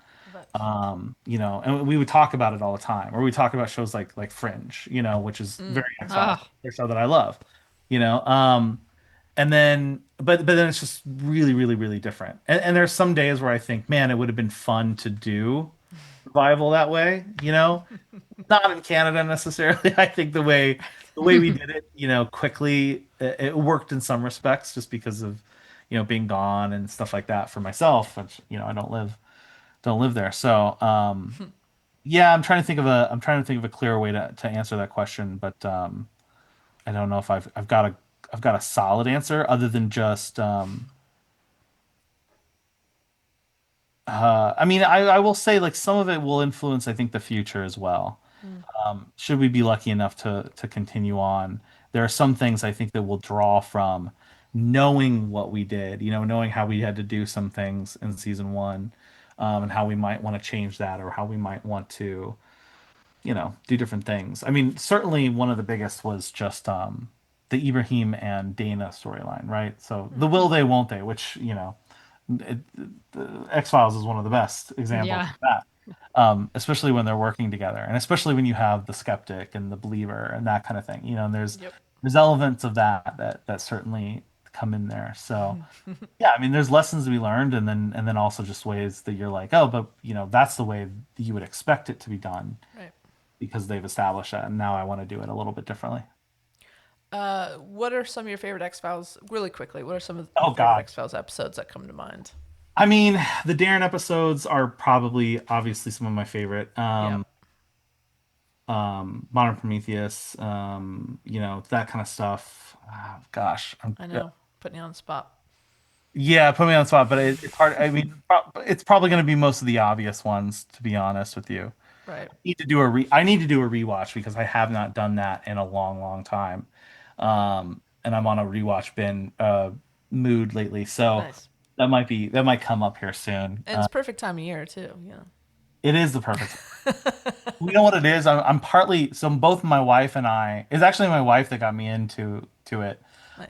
I was too scared to watch it as a kid. My dad Oh, and I remember being it freaked me out, but my wife watched it religiously. It was her favorite show of all time. yeah. And she got me to watch it when we first started dating. We started dating in high school, and so I got into it from her, and now we're kind of just waiting for my daughter to get old enough to watch it. I think to get back into it. But So when you decide to watch it with your daughter, will you include the rebooted seasons, the extended seasons? oh yeah, yeah, I think so. I think so. It's just like look, at the end of the day, I will watch Mulder and Scully do anything. Right? 100%. It's like whatever, I just agree. David Duchovny and Gillian Anderson, and I'm good. I've got 1/6 scale figures Oh, of it nice. behind me. Fantastic. So yes, for sure. That's awesome. Yeah. Yeah, they're the best. Before we move on to some lighter stuff, Uh-huh. how involved were Tim and Mike in the show? How did they have a voice Oh yeah. in they did. Okay. That was, I mean, honestly, one of the things that I was fighting for from the very beginning. Basically, our pitch to Mike and Tim was like, you're going to be involved, right? Like, my promise to you is to not take the IP and then push you aside and then do whatever we want to do. Like, the very first draft of of our feature was written by Tim. And I remember, like, right after we kind of got the option on it, me, Tim, and Mike kind of did like a weekend powwow trying to figure out, okay, what's who's going to be in this, what's the arc going to look like on this. And we would talk a lot about just what they learned doing the book. And it was really interesting when I jumped in, the book was starting to end. So this was the 2016 2017, and so there were still a few issues going, but they were telling me like, oh, we'd go to cons and we'd learn this and we'd learn that. So we used a lot of that to sort of structure things. And so from the very get-go, they were creatively involved that way and really determining how this would sort of that it was going to sort of be focused on the Cypress sisters, the Cypress family. And then I learned a lot, just about, we like Wayne, even in our version is even more so like Tim's dad. And I've met Tim's family and stuff like that. That's kind of who was inspired him, but I took it even further a little bit. And so it's very influenced by them. I was constantly, both Tim and Mike visited set when they did. They visited the writers' room, talked to the writers. I call them constantly. Yeah, I mean, it was one of the things that for me was probably one of the most important elements of this, which was to have the creators be intimately involved, in any way that they wanted. And I'm sure they would have loved to have been writer in the writers' room and stuff like that, but that was unfortunately wasn't possible, just with the Canadian aspect of it. But Right. That's awesome. Well, before we go, it is Halloween time. I mean, for a lot of people, September 1st starts Halloween, but we're actually October now. oh, it's Halloween for me for sure. Yeah. Nice. So we have a few Halloween Nice. questions. Number one being favorite Halloween candy. Favorite Halloween candy. I will tell you, um, I've I am a candy corn person. Oh, That was the Oh, I question forgot. number two. That was Luke. question number Yeah, two. It's a I don't big know that debate. I'm not gonna say it's my favorite, Right. but I do I love. liked you so much. All right. But I want Another to vote for candy corn. there's this new Sour Patch Kid that they came out, this like trick or treat Sour Patch Kid. It's like strawberry watermelon. Oh, I'm sorry, but it is one of the best things I've ever had. okay. I'll have I'm gonna have to I'm look very that up. I'm gonna have sad to find that. a Halloween limited edition thing. Okay. Oh my God, it's so good. Yeah.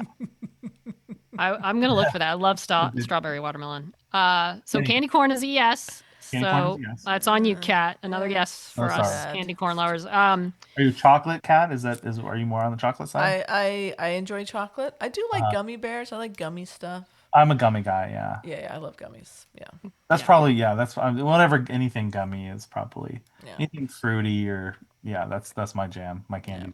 I'm chocolate and chocolate and chocolate. Uh, did you have a favorite Halloween costume as a kid or as a non-kid, as an Um, adult? yeah, so let me think. My dad, so I actually grew up in a very, very religious home, like very evangelical. Mm. Wasn't allowed to listen to secular music, wasn't allowed to do a lot of stuff. But my dad was obsessed with Halloween. But my dad was actually a magician and a ventriloquist. Oh, wow. Whoa. Yeah, so he was just like anything he would do was such an interesting person, and Wow. he loved. We had this because he was a magician. There was a store in the town I live in now, Champaign, Illinois, called Dallas and Company, and it's just a weird. It was this magician owned it, and it was like Los Angeles level makeup, magic shop, Hmm. costumes, like some of the most incredible costumes. Like you would walk in there and they had like one of the rooms they carved out the ceiling because they had a King Kong that was a two-story King Kong that Whoa. literally sat in the middle of Wow. the store. It has since closed in the past few years, which was one of the saddest things in my life. Mm, yeah. But man, we would get, I mean, Halloween was huge because partly because we had access to this. My dad would just do some of the most amazing costumes. I remember, and he was into latex and everything. So we would Wow. all out, like, did an amazing Wolfman one year. And I remember my Wow. dad, because he was a sign painter, and not just sign painter. He did a lot of he designed extreme sports helmets. So like helmets for yeah, just all kinds of No like way. bell helmets for the longest time. So he did a lot of airbrushing and stuff. I remember one time he built Teenage Mutant Ninja Turtles costumes out of foam. And it was great. Like they were so good. And he airbrushed them and it was amazing. Wow. Yeah, yeah. Halloween growing up was always a huge event for us. Incredible. Yeah. Wow. Wow, that's Halloween. That is hardcore Halloween. Oh yeah, did you name a costume? I would probably say the Turtles The costume. turtles costume. Okay. Yeah, from the ground up. So good. We had Yeah. that Yeah. for years after that. Yeah. Wow. My dad's home. Favorite horror movie or one that is so scary you would never rewatch it? Oh, ooh, that's a whole nother question. Yeah, there's a two different. Either one. Either one. Man, it's tough. I honestly, it's changed a little bit. I actually think my favorite horror movie might be Hellraiser. Hmm. Only because I mean, I find myself able to rewatch that so much Mm, because I'm always amazed at how much is done in it's essentially a single location for the most part mhm. movie. And there's just some of the most beautiful effects in that movie. And just the mythology and everything. I just love it so much. As far as like a movie so scary I wouldn't watch it again, huh? What would that be? Maybe The Strangers? Ah, I I think don't I've know what heard it of is that about and never rewatched it or never seen it, but I've heard of that. Hmm. And it, it's because it's like home invasion and it is right. Oh oh, God. man. Yeah. Yeah, because now I'm like so desensitized to horror that nothing like Yeah. scares me. Right. Couple things like that where I'm just like, oh no, I just feel, because it's your home and Yeah. my imagination gets a little bit, uh, intense there. So I'd have to think again. My recall is so bad, so I apologize. I'm not as Were, effective here, but were you allowed to watch horror movies when you were younger?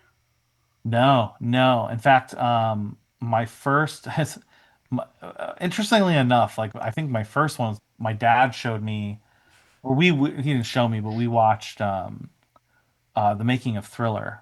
So we watched Thriller, Hmm. and then had the making of, if you Oh, recall, back in the early days. yeah. That was one of the first things because he was just so into the costumes. He Yeah, the loved, makeup. Yeah. oh, yeah. Um, Incredible. But no, I started out watching just old. I was allowed to watch old stuff. So Yeah. Dracula, King Kong, all the original Universal horror monsters were my first horror. I think I didn't watch like Friday the 13th until I was like in high school, and a buddy of mine we would binge a Mm. lot of stuff. So I wasn't allowed to watch it at home. Right. Yeah. Yeah. Understandable. Yeah, I didn't watch horror movies till later in life. I was too scared. Oh, yeah. Still scared. Yeah, and I think it's a cool way to do it though, because you just sort of like, yeah, you can have a certain different appreciation of it. Definitely.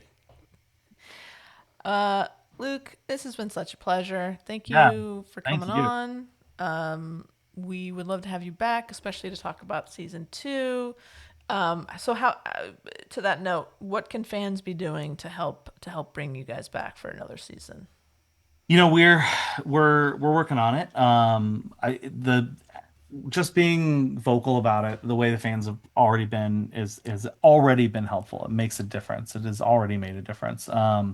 So yeah, I think just everyone still talking about it, still saying, we want more, whether that's Twitter or Instagram or whatever it may be.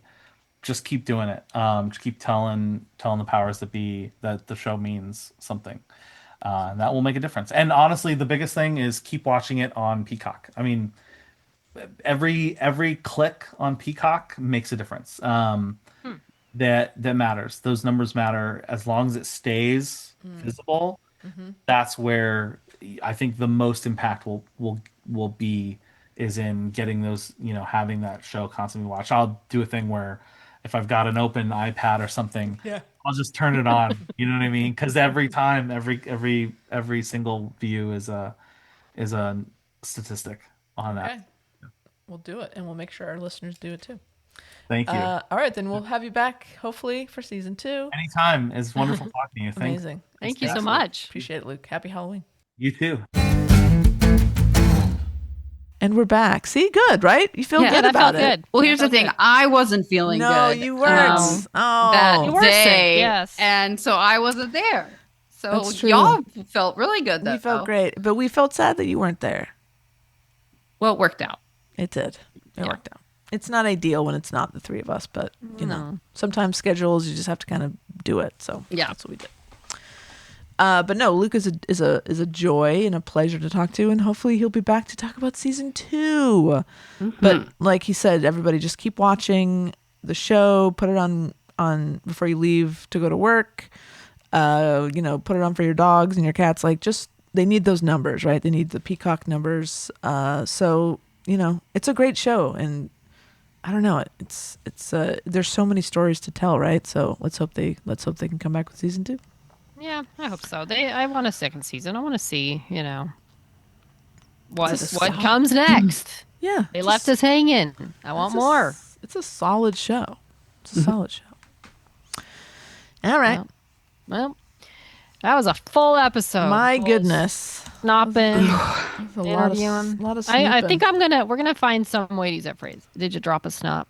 Like, I don't know what it's gonna mean. Drop a snap. Drop it like it's snop. Because like a snop reference when Right, you were drop a earlier snop. talking about your podcast. Yeah. Oh, Fun. did you? I see. Did you a drop the snop. snop? Like, Yeah. I don't know what it's gonna mean usually, but I like the way it sounds. But Dropping a snop. if you'd like to, Kinda sounds like you're going to the Kind of bathroom. weird, yeah. Guys, I'll be Maybe right we'll- back. I gotta go drop a snop. Maybe we'll put a pin in that one. But we are on the Twitter. We're on the Twitter. Speaking That's of not merch, podcast that's with merch one right D. there. Oh yeah. We're also on Blue Sky, but I haven't been there in a while. At She Nerds Out podcast, I think. And Facebook and Instagram at She Nerds Out Podcast. You can go to our website, She Nerds Out at nope. Oh, It's actually www.shenerdsout.com. really? You have to say the www. I just want to be clear. Well, it's really Okay. http / I'm gonna colon? test. Colon. Thank you. Thank you, Tara. World Wide Web. That's it. If you don't type the www, it'll still show up.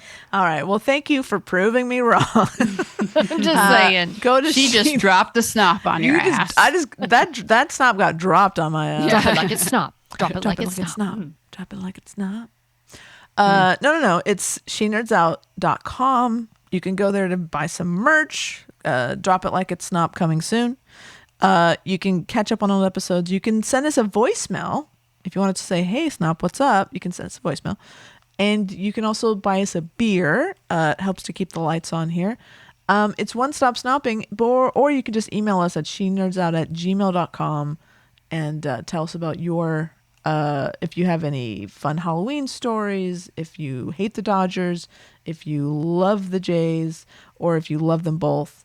Any combination of that will work.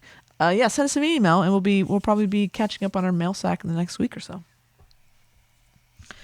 All right. Okay, I'm exhausted. Y'all take a break. Y'all had a lot going on. It was an exhausting time. Yeah. So we'll see you again next time. Until then, she nerds out. She nerds out. We're girls that like nerdy things.